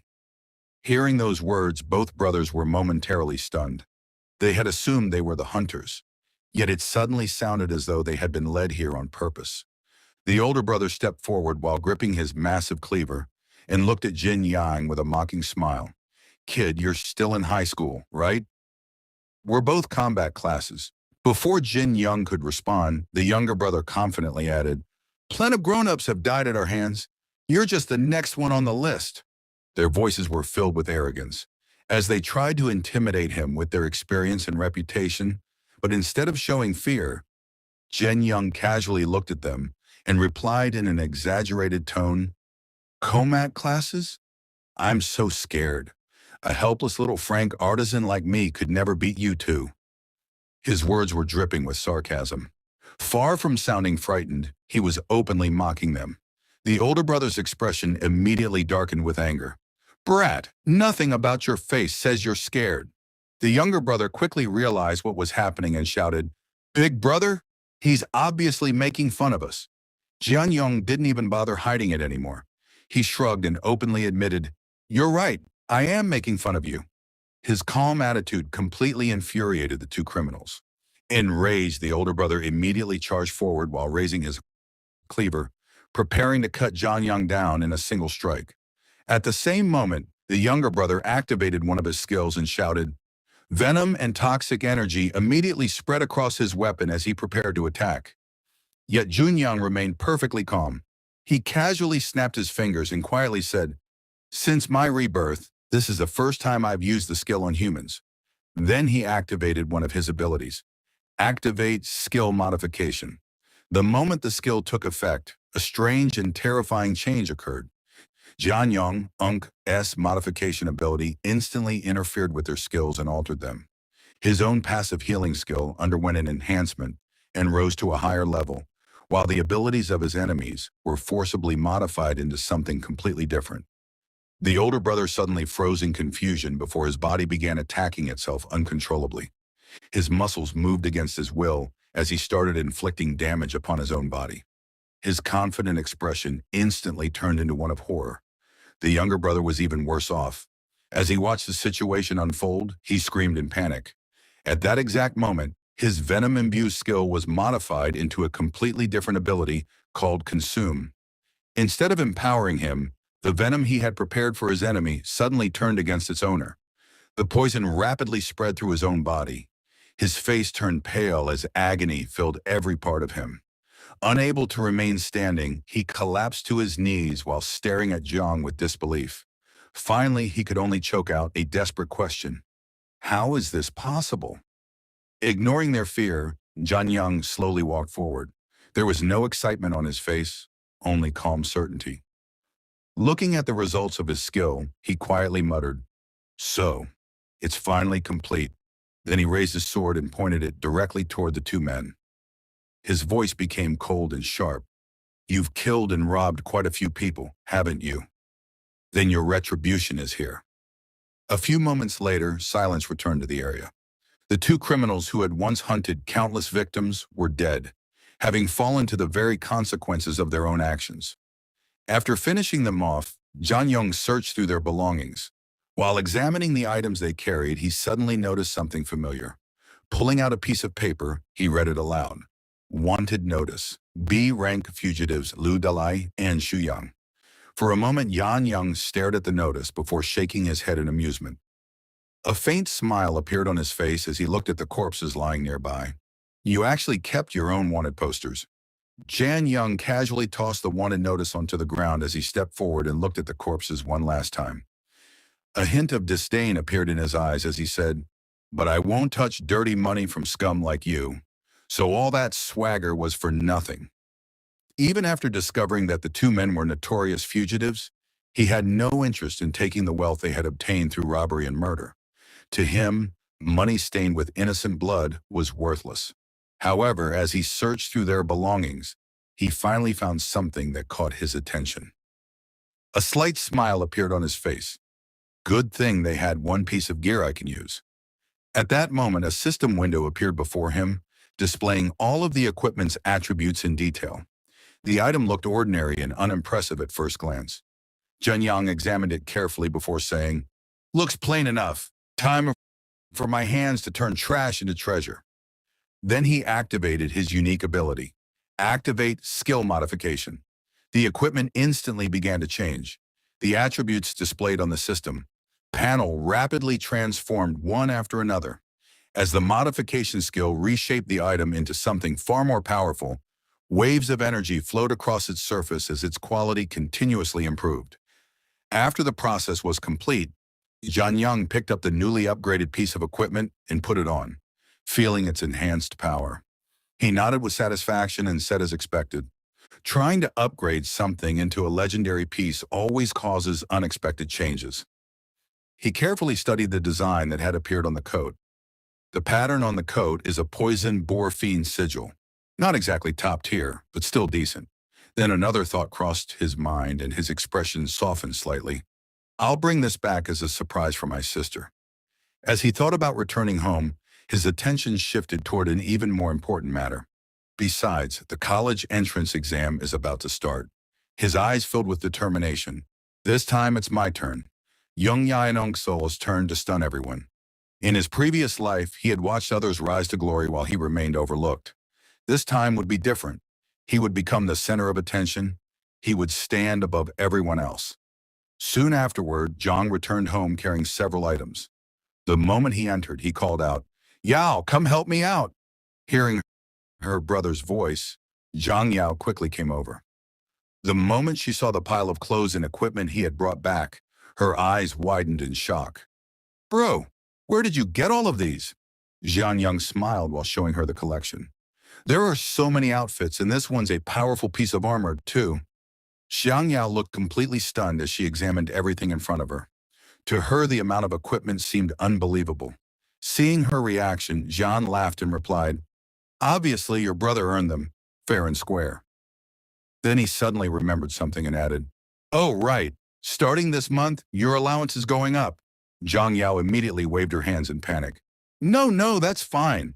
50 is enough for me. Shan shook his head without hesitation. No way that's enough. From this month onward, it's going up to 500. If that's still not enough, just ask your brother anytime. Hearing that amount, Yung Yao stared at him in disbelief. The increase was so large that she couldn't help wondering where all of this money had come from. Seeing the countless questions forming in her mind, Jean Young gently placed a hand on her head and smiled. Stop that wild imagination. Tomorrow is my pre-OL entrance exam pep rally. With your brother's level, I'll just show my face and come back. When I get home tomorrow night, I'll take you out for a good meal. His casual confidence immediately caught her attention. Curious, Zhang Yao looked at him and asked about his level. Without hesitation, Zhang Yang answered, 20. The number instantly left her speechless. Reaching level 20 in such a short amount of time was something very few people could accomplish. Meanwhile, Zhang Yang continued thinking about the future. The college entrance exam is usually held about a month after awakening. I only managed to reach level 20 because I happened to kill a few level 20 Yongyong outlaws by chance. Without targeted resource support, even for me it would have been a bit of a struggle. But once I become Neong City's top scorer, everything will change. His eyes shone with confidence. Becoming the top scorer would grant him access to resources, opportunities, and connections far beyond anything he currently possessed. It would be the first major step toward changing his fate completely. The next scene showed Zhang Yang standing on top of a building. A powerful wind blew across the city as he stared into the distance. Far ahead, a massive dimensional rift hung in the sky like a scar between worlds. Countless possibilities, dangers, and opportunities waited beyond it. Looking directly at the rift, Zhang clenched his fists and declared with unwavering determination, "College entrance exam, here I come." The scene opened inside the Nan No 1 Middle School Gymnasium, where every student had gathered in neat lines. As the principal stood on the stage to deliver his speech, the atmosphere was filled with tension. Because the annual college entrance examination was finally approaching, the principal looked at the students and announced that the annual college entrance examination was almost here, and that they were the pride and hope of Nan No 1 Middle School. He reminded everyone that after more than 10 years of relentless studying, the opportunity to completely change their destiny was now standing right in front of them. As Zhang Yang stood quietly among the students listening to the speech, he thought to himself that although the principal was repeating the same old cliches everyone had heard countless times, they were actually true for the awakened because for them, the college entrance examination really was the greatest opportunity to change their future forever. Yan Yang continued thinking as he explained that every awakened person would have one of 4 different life paths, depending entirely on their performance in the college entrance examination. The first path belonged to those with outstanding grades who managed to enter the best universities. These students had an extremely high chance of becoming trailblazers in the future, exploring the dangerous demon lair world. They would receive full support from the state, including abundant cultivation resources and endless opportunities, making their future almost limitless. The second path was for students who performed well, but failed to enter the top universities. They could choose to join the military and serve as garrison troops stationed within territories occupied by the demon layers. Even they would receive support from the government, along with valuable cultivation resources. If they managed to strengthen their classes and prove themselves, they could one day rise through the ranks and become respected military leaders. The third path was meant for those awakened whose performance was only average, but still good enough to enter ordinary universities.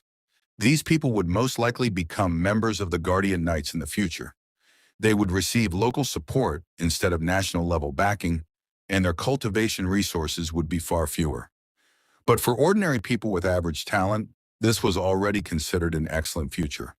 The final path, however, belonged to those who lacked enough strength and failed the examination altogether. They would return to living ordinary lives within the cities, never achieving another breakthrough for the rest of their lives. In reality, this final outcome was the fate waiting for the overwhelming majority because only 20% of people were capable of securing one of the first 3 paths, while the remaining 80% were destined to remain completely unknown. This was the harsh reality of the world after the demon lair invasion. A society built upon strict hierarchy and unimaginable cruelty, where strength determined everything and anyone without enough power could be eliminated in the blink of an eye. As John Young finished reflecting on the cruel reality of the world, the principal concluded his speech and looked across the gathered students before making one final announcement. He declared that his speech was now over and that the homeroom teachers of each class would begin screening the students immediately. Anyone who had already reached level 15 or above would be directly exempted from taking the preliminary school examination. The principal announced that it was time to begin the screening process. And the moment those words echoed across the gymnasium, the atmosphere instantly became tense. Every student whose level was below 15 began feeling nervous and frustrated because they knew their fate would soon be decided. Many of them looked worried, while others silently prayed that they would somehow pass the examination. Despite the anxiety spreading through the crowd, Jian stood there with a calm smile on his face. He quietly thought to himself that although he had been taken away in his previous life and had never personally experienced this event, he already understood how everything worked. As long as a student's level exceeded 15, they would automatically be judged as an outstanding talent. Looking at the situation before him, he calmly concluded that he probably would not need to participate in the so-called preliminary school test either. Just then, their training instructor stepped forward and began calling out the results. He announced that their class had a total of 5 students whose levels had already surpassed 15. However, he immediately added that only 4 of them would be exempt from the preliminary examination. Then he looked directly at John Young and called his name.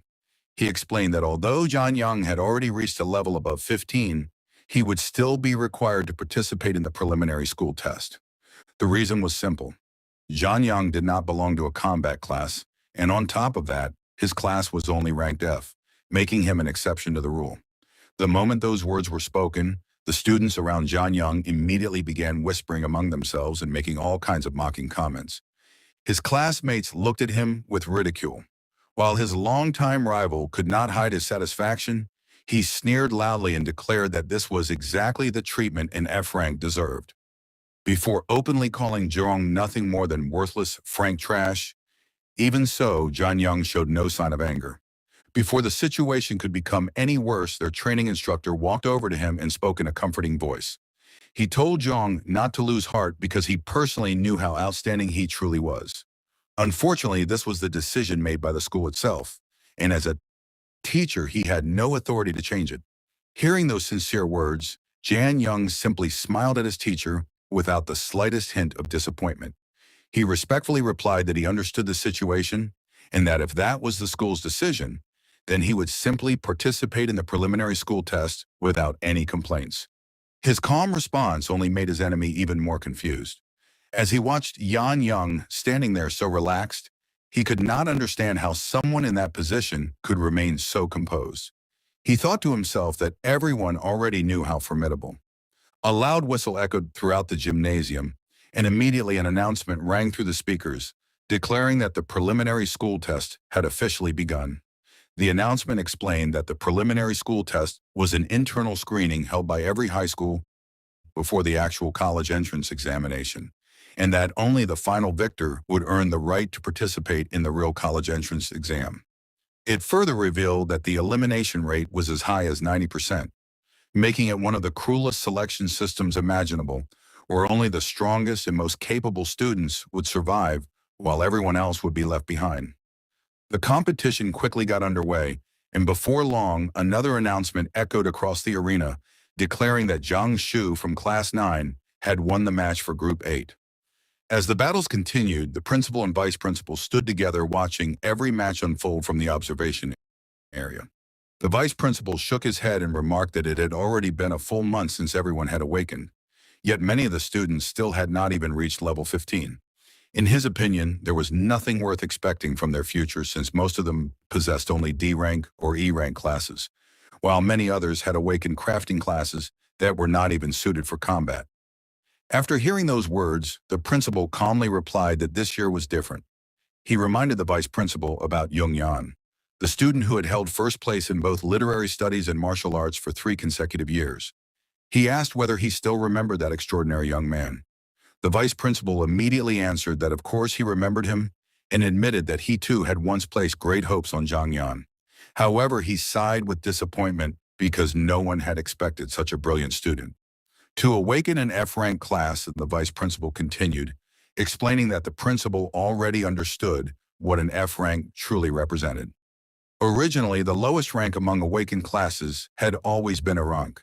But as the number of awakened individuals continued increasing, some incredibly weak rank crafting classes began appearing.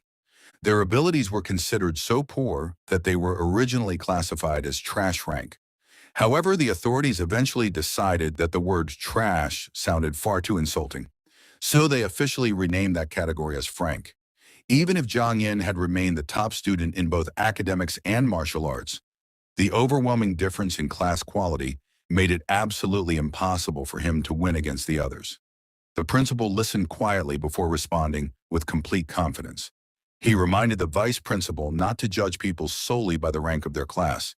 He pointed out that Lord Hu Yanwu had also awakened an F-rank class in the past, and yet he had risen all the way to become a level 70 venerable. He then firmly stated that no one should ever underestimate another person, especially someone as hardworking and determined as Jung Yan. At last, the long-awaited announcement echoed across the arena as the referee called for the participants of Group 17 to step forward and take their positions. This was Jung Yan's group, and the moment his name was called, he calmly walked into the arena. While every other participant readied themselves with their weapons in hand, everyone stood facing their opponents, prepared for a fierce battle. Yet Jung Yan did something completely unexpected. Instead of looking at his enemies, he casually turned his back toward them and quietly thought to himself that it was finally his turn.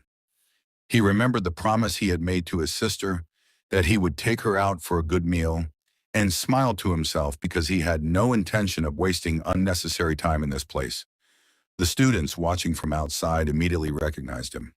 One of them pointed at Zhang Yan and exclaimed that he was currently sitting at the very top of the leaderboard and was considered a true genius. Another student added that Zhang Yan had already reached level 20. At that moment, someone else reminded everyone that despite his high level, he had only awakened an F-rank dual class. They quickly came up with a plan, suggesting that everyone should temporarily join forces to eliminate Zhang Yan first, and only after defeating him would they decide the winner among themselves.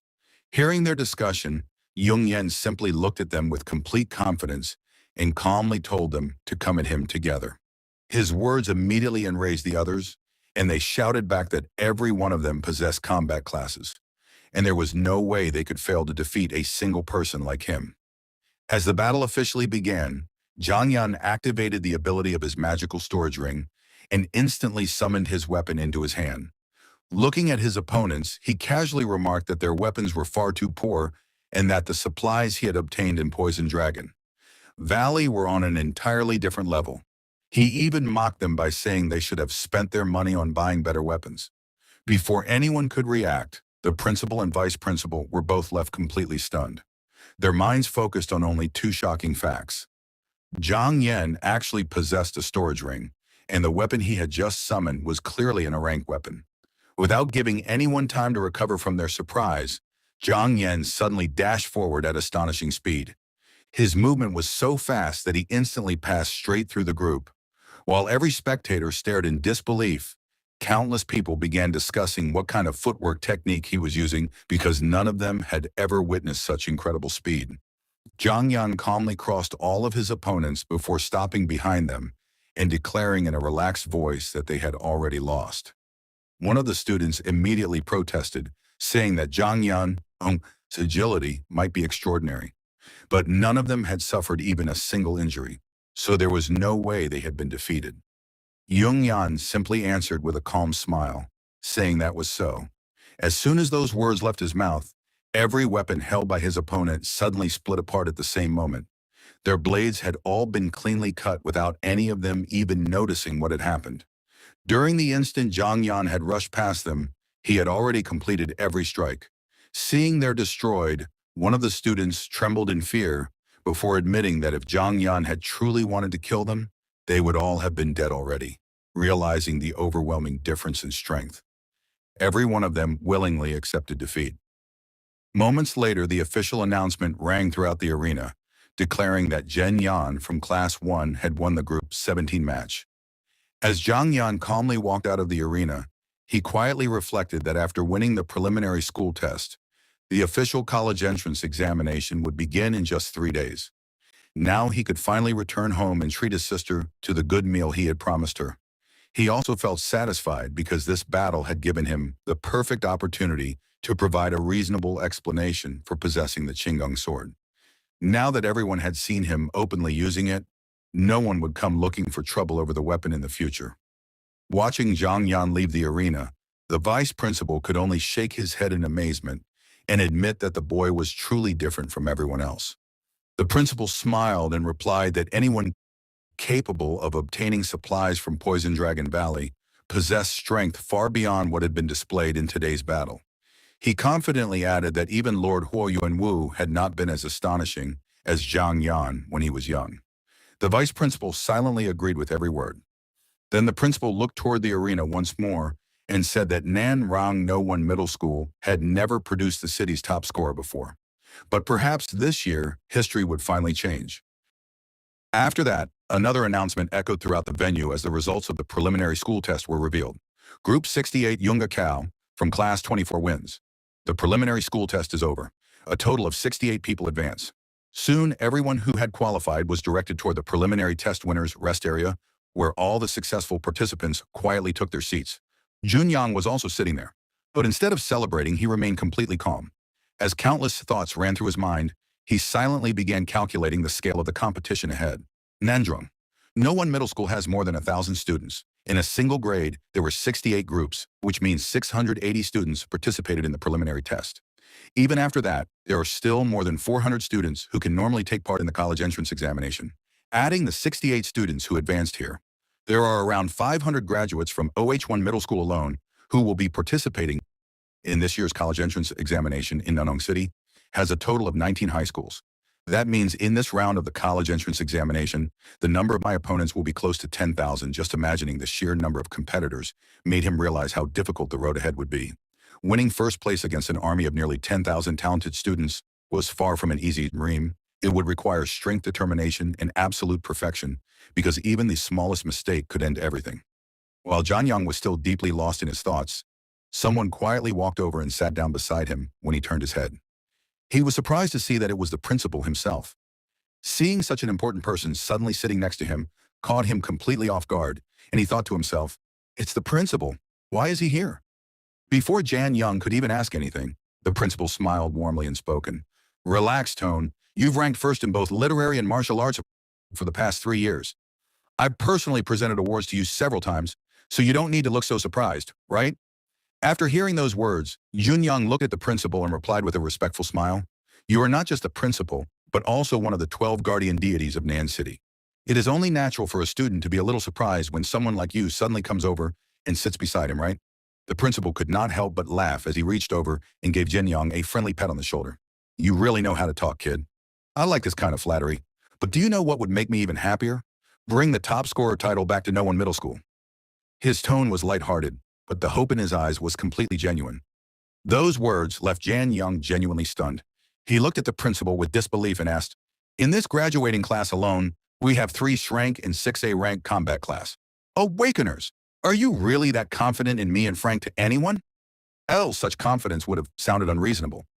But the principal did not hesitate. For even a second, he smiled calmly before answering. "So what if you are F rank as one of the 12 guardian deities of Nandong City? Am I not only a C rank myself could never forget this? It is always the person who becomes strong, not the class. Humanity's greatest strength has never been talent or rank. It is the heart that has the courage to draw its sword against any powerhouse, no matter how impossible the battle may seem." Hearing those powerful words, Jianong was completely shaken deep. Inside, he could not help but admire the man sitting beside him. This principal really is different from the other powerhouses. In my past life, I never had many opportunities to interact with him, but now it seems he truly never judged me because of my modified talent.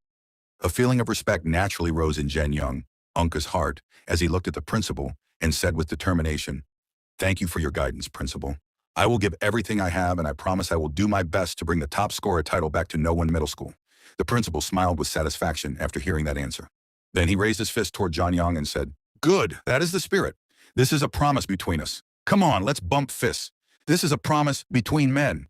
Without any hesitation, John Young raised his own fist and met the principal's with a firm bump, sealing their promise with unwavering determination as both of them looked toward the challenge that awaited ahead.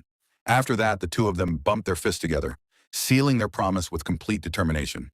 Their passionate exchange immediately caught the attention of the other students nearby, who had been watching everything. From a distance, some of them looked completely confused while others could not stop themselves from making jokes. What are those two doing? Getting fired up for no reason? Are they made of white phosphorus? Spontaneously combusting the moment. They come into contact with air. The principal is already so old, and he is still acting so chuny. No wonder no one middle school has not produced a top scorer for so many years. Even though the students laughed among themselves, neither Johnny Young nor the principal paid any attention to their comments. Both of them understood that a true promise did not need anyone else's approval. After leaving the school, Yan Young quietly thought to himself, I promised my sister that I would treat her to a good meal. Since the official college entrance examination begins tomorrow, tonight is the perfect time to enjoy ourselves. After all, ever since our parents passed away, we have always lived on a very tight budget and rarely had the chance to eat. Anything special? Remembering everything they had been through together made him even more determined to keep his promise and give his sister at least one happy evening before the biggest day of his life. A little later, the two of them arrived in front of a luxurious restaurant that looked far beyond anything. They would normally visit the elegant building, sparkling lights, and beautifully decorated entrance. Immediately left his sister, speechless. She looked around with nervous eyes before asking, We have never eaten at a place like this before, brother. Are we really going to eat here? Shouldn't we just go back? She knew very well how expensive places like this were and did not want her brother to spend so much money on her. Jan Young smiled confidently and replied, This is the place. Hearing that answer only made her even more worried. She looked at the restaurant once again and said, I've seen this place online. It's very expensive and extremely popular. From what I know, people can only get in if they make a reservation in advance. John simply took out his phone and showed her the reservation before saying with a smile, Your brother did his research long ago. The seats were already booked in advance. Come on, let's head inside. Seeing how carefully he had planned, everything her heart warmed with emotion, she quietly thought to herself, Brother put so much thought into this. I shouldn't ruin his mood. As they walked toward the restaurant, John Young's sister quietly thought to herself, Even though this restaurant is incredibly expensive, brother gave me some money as long as I saved carefully over the next few months. Our living expenses should still be enough. Brother has his college entrance examination tomorrow, so tonight I just want him to relax and enjoy himself. She knew better than anyone how hard her brother had worked, and she did not want him worrying about money on the night before such an important day. The moment the two of them stepped inside, they were warmly welcomed by a waitress with a polite smile. Good evening to both of you. Would you like to order from the menu? Or would you prefer one of our recommended set meals? Without even looking at the menu, Jian Yong answered calmly. Please bring us set meal C. I already know those are all of your signature dishes. The waitress nodded respectfully and replied, Of course. Please wait just a moment. As she walked away, she could not help thinking to herself, They look like completely ordinary customers, but they are actually willing to spend quite a lot. While Jenny Young sat quietly sipping a glass of water, his sister hesitantly looked through the menu before turning toward him with wide eyes. The set meal C you ordered. Is this really the most expensive set meal? The one that costs on Jenny nodded without any hesitation and replied, That's right. And if you see anything else you want to eat, don't hold back. You can order all of your favorites as well. The moment she heard him casually mention ordering even more food, she was completely stunned. Her mind immediately began racing 2,980. That's almost 10 months of living expenses. For our family, brother didn't actually do anything illegal to suddenly become rich, did he? Just then, the peaceful atmosphere inside the restaurant was shattered as several noisy students barged through the entrance, shouting loudly, Hey, what do you mean? I can't eat here without a reservation. I have the college entrance examination. Tomorrow you have to get me a table. A waiter quickly stepped forward and politely tried to calm them down. Sir, our restaurant accepts customers by reservation only. We are truly sorry. However, the young man named Wang had no intention of listening. He pointed aggressively at the staff and shouted, Don't give me that nonsense. Hurry up and get a table. Ready for my brothers, or I'll smash this entire place right now. Seeing the waitress who had just taken their order being threatened like that, Jin Young Unk's sister looked worried and quietly said, Brother, the waitress who took our order looks like she's being harassed by some thug. Zhang glanced toward the commotion with an expression that instantly turned cold before looking away. He commented in a calm but disdainful voice, Are all the seniors from no middle school this kind of trash? Wang immediately turned toward Yanong with an angry expression and shouted, What did you just say? One of his companions stepped forward as well and sneered, Say it again, if you've got the guts. Hey, I was wondering who it was. So it's the famous Frank Jen Yan from No One Middle School. Kid, there are barely any Frank trash in all of Nanrang City. Do you want to find out how hard the fists of my C-rank combat class really are? The group laughed arrogantly, believing they could easily intimidate him. But Jan Young remained completely calm, as if none of their threats meant anything to him. After listening to Olive Wang's insults, Johnny Young casually lifted the glass of water in front of him and deliberately poured it straight onto Wang's face. Then he looked at him with a perfectly calm expression and said, "Sorry, my hand slipped." Those simple words completely shattered Wang's patience. His face twisted with rage as he immediately activated his combat class ability. His arm rapidly transformed as he roared, "You actually dared to splash water on me? I'll smash your face!" And seeing Wang charging forward, Jin Young Unka's sister was terrified and cried out, "Brother, watch out!" Just as Wang's transformed fist was about to strike someone, suddenly appeared between them. A powerful hand grabbed Wang's arm so firmly that he could not move another inch. Then an angry voice exploded through the restaurant. "Wangzhou, what the are you doing?" Wang froze the moment he recognized the newcomer, and his expression instantly changed. "Brother Tao, why are you here?" Jun Yang immediately recognized him as well. Liu Tao AB ranked combat class powerhouse, and one of the students capable of ranking within the top 50 of number 7 middle school. Hoping would support him, Wang quickly explained, "Brother Tao, I'm just teaching this up-rank trash from No 1 middle school a lesson. Don't worry about it. I'll make him understand his place right now." Before Wang could finish speaking, Liu violently shoved him backwards, sending him stumbling away before roaring with killing intent. "You dare raise your hand against Brother Yan? Do you have a death?" Wishwang was completely stunned. He looked at Liu Tao in disbelief and hurriedly said, "Brother Tao, you must be mistaken. He's just an F-rank trash from No 1 middle school." At that very moment, another calm voice came from behind them. "He's not mistaken. If he had arrived, even a little later, your hand would already be crippled by now." Everyone turned toward the entrance, and their expressions instantly changed. The moment Wang and his friends recognized the newcomer, they were so shocked that they almost stopped breathing. The young master of the Liu family, young master Liu Yan, Wang's heart began racing as he thought to himself, Liu Yan, the S-rank combat class genius, who ranks among the top 3 students of number 7 middle school. Why is he here? Meanwhile, Yan Yang simply looked at him and smiled before casually saying, "What a coincidence." Xiao and Luan immediately frowned and replied, "Don't call me by my real name." Like that, hearing such a casual conversation left Wang and all of his companions completely dumbfounded. They stared at Zhen Yang in utter disbelief, wondering how someone they had been calling trash was speaking to the young master of the Liu family as if they were close friends. Ji and Young then glanced toward Wang and the others before calmly saying it. "Seems the students of your number 7 academy were never taught how to behave properly." The moment those words were spoken, Wang and his friends felt a chill run through their bodies. They could not understand what was happening anymore. The frank student they had looked down upon was speaking fearlessly in front of Liu Yuan, while Liu Ta was openly protecting him. Their minds were filled with confusion and fear as they silently wondered what exactly is going on here. Even after everything that had just happened, Wang still couldn't wrap his head around it. He's just an F-rank piece of trash. How the hell is he chatting with an S-rank big shot like it's the most normal thing in the world? Just who the hell is this guy? The more he thought about it, the more confused and frustrated he became. John Yang, on the other hand, couldn't care less.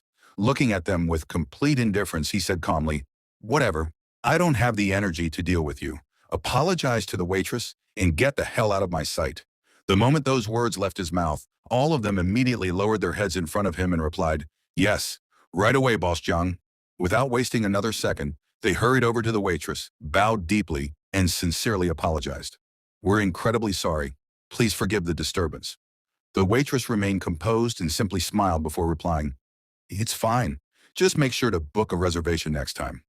Embarrassed beyond words, the 3 of them quickly turned around and ran out of the restaurant as fast as they could. Watching them disappear in such a hurry, the waitress couldn't help but think to herself, though from the look of it, I doubt he's ever showing his face here again.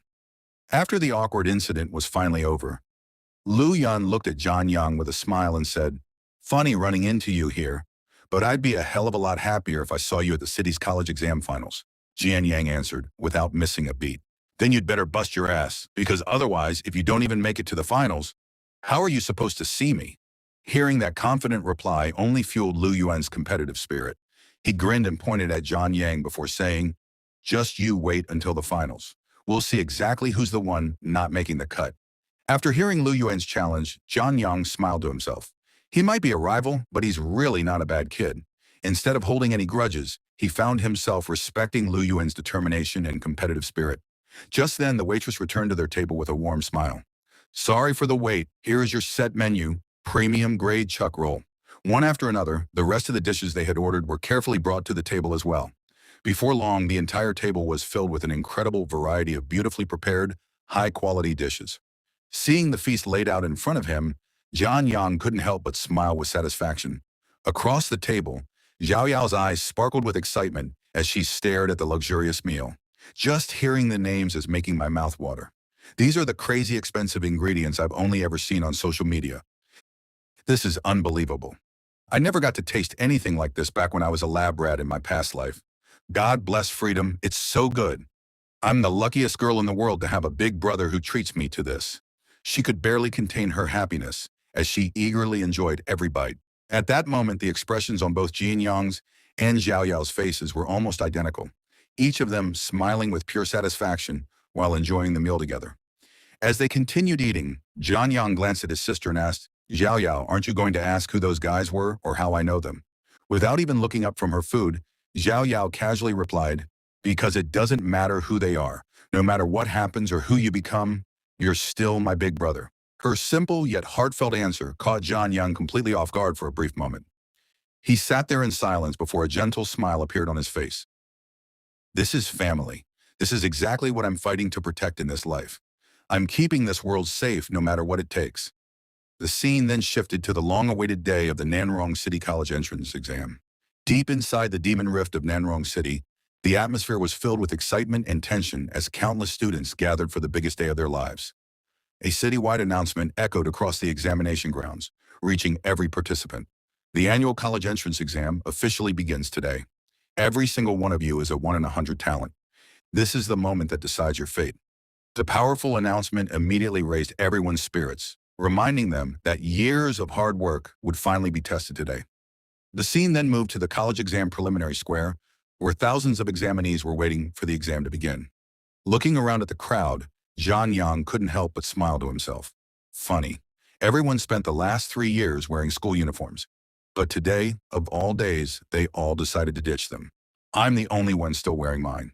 He lowered his eyes toward his uniform before continuing his thoughts. Well, I did promise that principal that I'd bring the top score title back home to first. Hi, after all. If I'm not wearing the uniform, how's anyone supposed to know I'm representing them? With that thought, he stood proudly among the crowd, wearing his school uniform without the slightest bit of embarrassment. A moment later, the chief announcer stepped forward and began explaining the rules of the preliminary examination. The rules for this year's preliminaries are incredibly simple. Hunt down the demonic beast within the occupied rift zone. You'll earn points based on the strength of the beast you kill.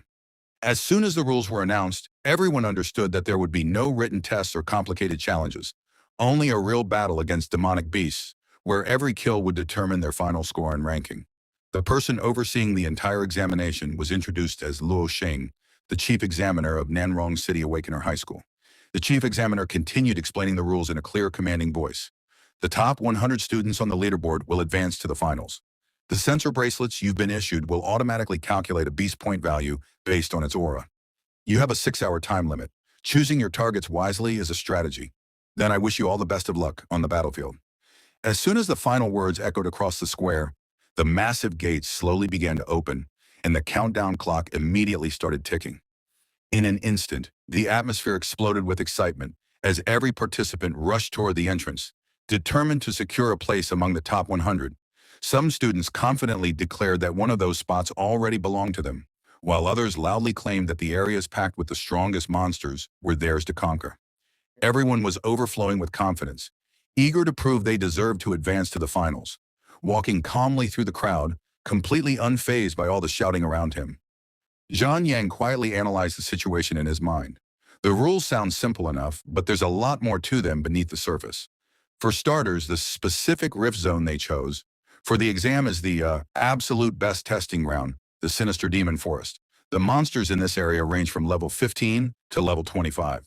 Unlike Poison Dragon Valley, there aren't any terrifying, overpowered boss-tier monsters lurking around here. On top of that, the sheer variety of monster species means their individual strength varies wildly, making this the perfect battlefield to properly test a large group of students. While everyone else was thinking only about charging forward and earning points, Jian Yang was already analyzing the logic behind the exam's design. A moment later, All of the examinees were teleported into the sinister demon forest. The dense forest stretched endlessly in every direction, filled with towering trees and a heavy, ominous atmosphere. Even after arriving inside the rift zone, Zhang Yang remained completely composed. Those are the lingering abilities of Nerong City's strongest paragons, he thought as he sensed the powerful aura spread throughout the forest. They're here to keep any high-level beast from wandering too close. At the end of the day, this is still a college entrance exam. They're not going to gamble with the students' lives. A faint smile crossed his face as memories from his previous life resurfaced. I might not have taken the college entrance exam back then, but I practically lived in this place while the top-tier powerhouses were using it to power level me. So I definitely know my way around.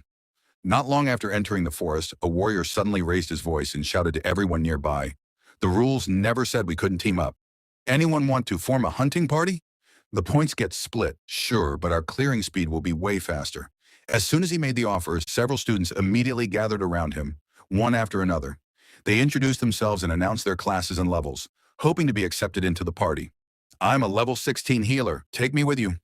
Another student quickly stepped forward and reported his own level, while more and more examinees rushed over, eager to join the group. Everyone understood that surviving and earning points would be much easier with a well-balanced team.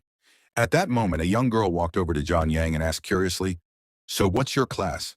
John Yang answered without the slightest hesitation, "I'm an F-rank farmer." The instant she heard those words, her expression changed completely. Without saying another word, she immediately turned around and hurried back to the warriors group. The students standing there looked at her with confused expressions, and she awkwardly laughed before saying, "I was just asking as a joke." The others quickly began discussing, Yin and Yang among themselves. "If we let someone like him join us, he'll only slow us. Down an F-rank farmer would just drag the whole team back." None of them wanted anything to do with him. However, John Young had never intended to join their party in the first place. Completely ignoring their comments, he calmly walked past them and continued deeper into the... As he made his way down the mountain path, John Young smiled to himself. "Being an F-rank sure makes it easy to get tossed aside, but honestly, I'm starting to get used to it. Besides, flipping the script and slapping everyone in the face is exactly how I operate." His confidence never wavered for even a second. Reaching the bottom of the slope, he slowly drew his weapon from its sheath, his eyes filled with determination. Looking straight ahead, he declared, "The name John Yang is going to become a legend in this exam." The scene then shifted to the Nanrong City College exam observation room, where principals from every academy had gathered to watch their students compete in real time. Huge screens displayed the battlefield, while a live leaderboard continuously updated every participant's score, watching the competition with excitement. The principal of Third High smiled and said, "I can't wait to see how fierce the competition gets today." The gap between the top scorer and the runner-up over the past few years has been razor-thin, sitting nearby. The principal of 7th High responded proudly, "My 7th High produced 4 S-rank prodigies this year. I'm afraid the city's top scorer is coming from 7th High once again." Hearing that boast, John Yang's principal immediately replied with a calm but confident smile, "You're an A-rank class yourself, but I don't see you being any stronger than me. Judging someone's potential purely by their class rank is a fool's errand." The principal of 7th High laughed dismissively before answering, "Are you talking about that F-rank trash from your school who somehow scraped by in academics and combat for 3 straight years? Don't tell me you actually think he can take the top scorer spot." Before John Yang's principal could respond, the principal of 3rd High nodded and added, "You're right, that rank isn't everything, but an F-rank class doesn't even have the right to sit at the same table as the rest of us." Those words instantly angered John Young's principal. Slamming his hand on the table, he shouted, "That's a load of bullshit and you know it. That student of mine shattered multiple clear records back in the novice training base. He's going to blow your damn minds. Just you wait and see." Despite his confidence, the other 2 principals simply laughed louder than before. Neither of them took his words seriously, and they continued, mocking both John Yang and his academy without the slightest concern. However, only a few moments later, something unexpected happened. The leaderboard suddenly updated, and the entire observation room fell silent. Every principal stared at the screen in complete disbelief. Seeing the results, John Young's principal couldn't hide his excitement and proudly exclaimed, "You're amazing, little brat." Meanwhile, the other 2 principals could only stare at the leaderboard in shock. How can an F-ranker do something like this? They wondered, unable to believe what they were seeing. The camera focused on the leaderboard, where Zhang Yang had already accumulated 36 points, placing him firmly in first place. The scene immediately returned to Zhang Yang, who stood calmly beside the massive corpse of a defeated monster, pulling his sword out of the beast's body. He smiled and said, "Talk about lucky, running into a level 20 beast right out of the gate." He then looked ahead and saw 3 more monsters waiting in front of him. Without the slightest hint of fear, he raised his sword once again, smiled confidently, and said, "I guess I'll just have to gladly accept the points from you 3 as well." After seeing the monsters standing right in front of him, Jin Yang was visibly looking at them carefully. He thought to himself, "Black-striped demon. Tigers are some of the most ferocious beasts in the sinister demon forest. It's just a shame we aren't allowed to harvest materials from the beasts we killed during the exam. What a waste." The very next moment, the entire pack charged straight toward him, determined to tear him apart. But instead of backing away, Zhang Yang calmly stepped forward with his sword in hand and said, "For an ordinary student taking the exam, trying to fight a whole pack of these things is just as suicidal as taking on a top-tier boss solo. But for me, they're basically cannon fodder. After all, even the wealthiest families in Nanrong City couldn't easily get their hands on gear like the cyan steel sword and the Kirin skin trench coat." Without wasting another second, Zhang Yang dashed forward at incredible speed. In a single smooth movement, he slashed past one of the black-striped demon tigers. And before the beast even realized what had happened, it collapsed to the ground, already dead. At the same time, a notification appeared, rewarding him with 900 XP, while his bracelet also awarded him 36 points for the kill. However, the battle was far from over. Seeing one of their own fall, one of the remaining demon tigers suddenly activated its special skill. In an instant, its entire body began to transform as its skin changed completely, making it look even more terrifying and far more dangerous than before. The moment Zhang Yang witnessed this transformation, a confident smile appeared on his face as he looked straight at the beast and said, "Activating a skill? You just played right into my hands. Activating skill modify." As soon as Zhang Yang activated his modification ability, he snapped his fingers. In that instant, the black-striped demon tiger standing before him was affected by the skill. Its ability was completely altered, causing its agility to decrease by 15%, while its strength was also significantly reduced. The sudden debuff caught the beast completely off guard, leaving it unable to react properly. Zhang Yang didn't give it even a single moment to recover. He rushed forward and brought his sword down in one clean strike, killing the monster instantly. As the beast collapsed, he calmly said, "The sheer shock of realizing your own skill as to buffing you leaves you wide open for a fatal strike." Just like before, defeating the monster rewarded him with 900 XP, and his bracelet granted him another 36 points. Witnessing the deaths of its companions, the third and final black-striped demon tiger immediately realized it had no chance of winning. Fear took over and it turned around and began running for its life. Watching it flee, Zhang Yang smiled and said, "Figuring out you need to run away now?" But by then it was already far too late. "You still have to die." The moment those words left his mouth, he threw his sword with perfect precision. The blade shot through the air like lightning and pierced the fleeing monster, killing it instantly. Zhang Yang received its experience points and bracelet points as well. After retrieving his sword, he calmly wiped the blood from its blade and declared, "I need to push deeper into the forest because my goal was never just to take first place. It's to become an absolute legend in this exam." Right after that, the scene shifted to the live leaderboard. Everyone's rankings were displayed in real time. At the very top stood rank 1, Zhang Yan, 108 points, followed by rank 2, Liu Feng, 73 points, and rank 3, Lu Yan, 69 points. One of the students staring at the rankings couldn't believe what he was seeing. With a look of complete disbelief, he shouted, "How the hell did an F-rank piece of trash sneak his way into the top 10? And he actually has the nerve to rank higher than our boss, Yu Feng?" After that, we are introduced to the person watching the rankings. He is a student from 3rd high school, and his name is Zhao. Standing beside him are a pair of twin brothers who clearly admire Lu Feng. Filled with confidence, they say, "Boss Yu Feng is an S-rank sword saint. There's no way he's losing to some F-rank loser. The other twin immediately agrees, adding, exactly, that F-rank trash has to be cheating somehow. After listening to both of them, Zhao lets out a cold smile and says, if that punk wants to play dirty, why don't we show him how it's really done? Hearing those words, the twins instantly realize that Zhao already has something in mind. Excited, they reply, looks like you've got a great plan. Then with complete confidence, they declare, the top scorer title this year belongs to Boss Yue Feng of Third High, no one else. The scene then shifts back to John Yang, who is currently locked in battle against a massive monster deep inside the forest. After an intense fight, he finally brings the creature down. As it falls to the ground, John Yang frowns slightly and says, this is weird. The deeper I go, the fewer strong monsters I'm running into. A moment later, his bracelet rewards him with more points and experience for the kill. Just then, the sound of someone clapping echoes through the forest. A voice praises him. Incredible! I'd expect nothing less from the guy sitting at the #1 spot. Hearing the unexpected compliment, John Young immediately becomes alert and looks toward the source of the voice. Who's there?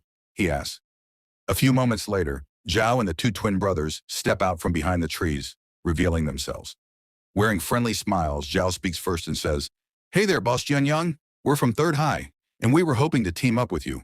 Would you be open to a little collaboration? Jin Yang turned around and started walking away without any hesitation. Without even looking back, he coldly said, I'm not interested. However, deep down, he was already analyzing the situation. Looking at the three of them, he thought to himself, just by looking at their faces, it's obvious they didn't come here with good intentions. They're here for a completely different reason. Before he could leave, Zhao quickly stepped in front of him and blocked his path. With a confident smile, he said, what if we told you we know where a monster nest is? It's crawling with powerful beasts. We're talking massive points. Standing behind him, the twin brothers immediately nodded in agreement and added, exactly. After hearing their offer, John Young remained calm on the outside, but his mind was already racing. These guys, they're definitely planning something. Out of the tens of thousands of kids taking this exam, they specifically tracked me down and they threw out bait they knew I couldn't ignore. It's almost cute how painfully obvious this trap is. High schoolers really are amateurs. A faint smile appeared on his face as another thought crossed his mind. But if you want to play dirty with me, I'll pay you back tenfold. The very next second, John Yang completely changed his expression and began acting like someone who had fallen for their trick. His eyes lit up with excitement as he eagerly asked, are you serious? You actually found a nest? I've been running in circles trying to find a decent cluster of monsters. After hearing John Young's response, Zhao secretly smiled to himself.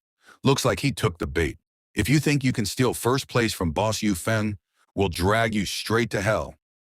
Keeping up his friendly act, Zhao enthusiastically said, you bet it's true. Follow us. We need to hurry before someone else snatches it up. As the group moved deeper into the forest, Zhao continued thinking to himself, we'll lure him out to the middle of nowhere and beat him half to death.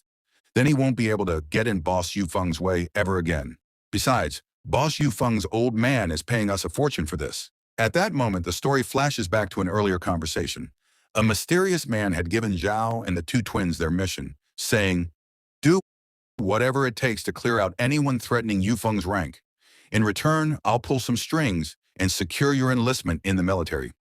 You boys are B and C rank classes. You should know better than anyone that a career in the military is a hell of a lot brighter than rotting in some ordinary university. Back in the present, Zhai recalled those words and thought, I figured the only ones threatening Boss Yu Feng would be the S-rank prodigies. I never imagined an F-rank loser would somehow sneak his way to the top. The second we deal with this trash, our golden ticket to the military is secured. A short while later, John Yang looked ahead and calmly said, it really does look like a nest up ahead. As he started walking toward the monsters, the twin brothers suddenly panicked. Wait, get him away from those monsters, they shouted.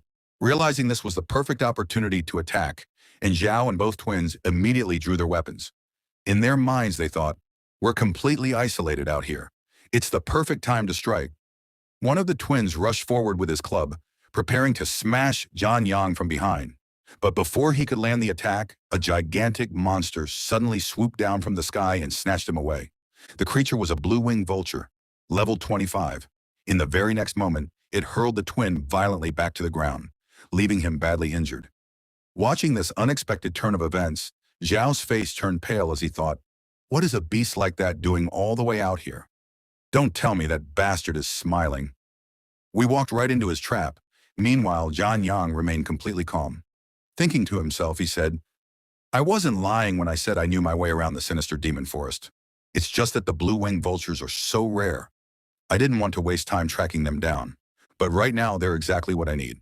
Hearing this, Zhao could no longer stay calm. He shouted in disbelief. You knew there was a sub-boss tier monster hiding out here the entire time, didn't you? Zhang Yang looked at him with an ice-cold expression and replied in a calm, emotionless voice, weren't you the ones who wanted to play dirty? I'm just returning the favor, and clearly you guys suck at it.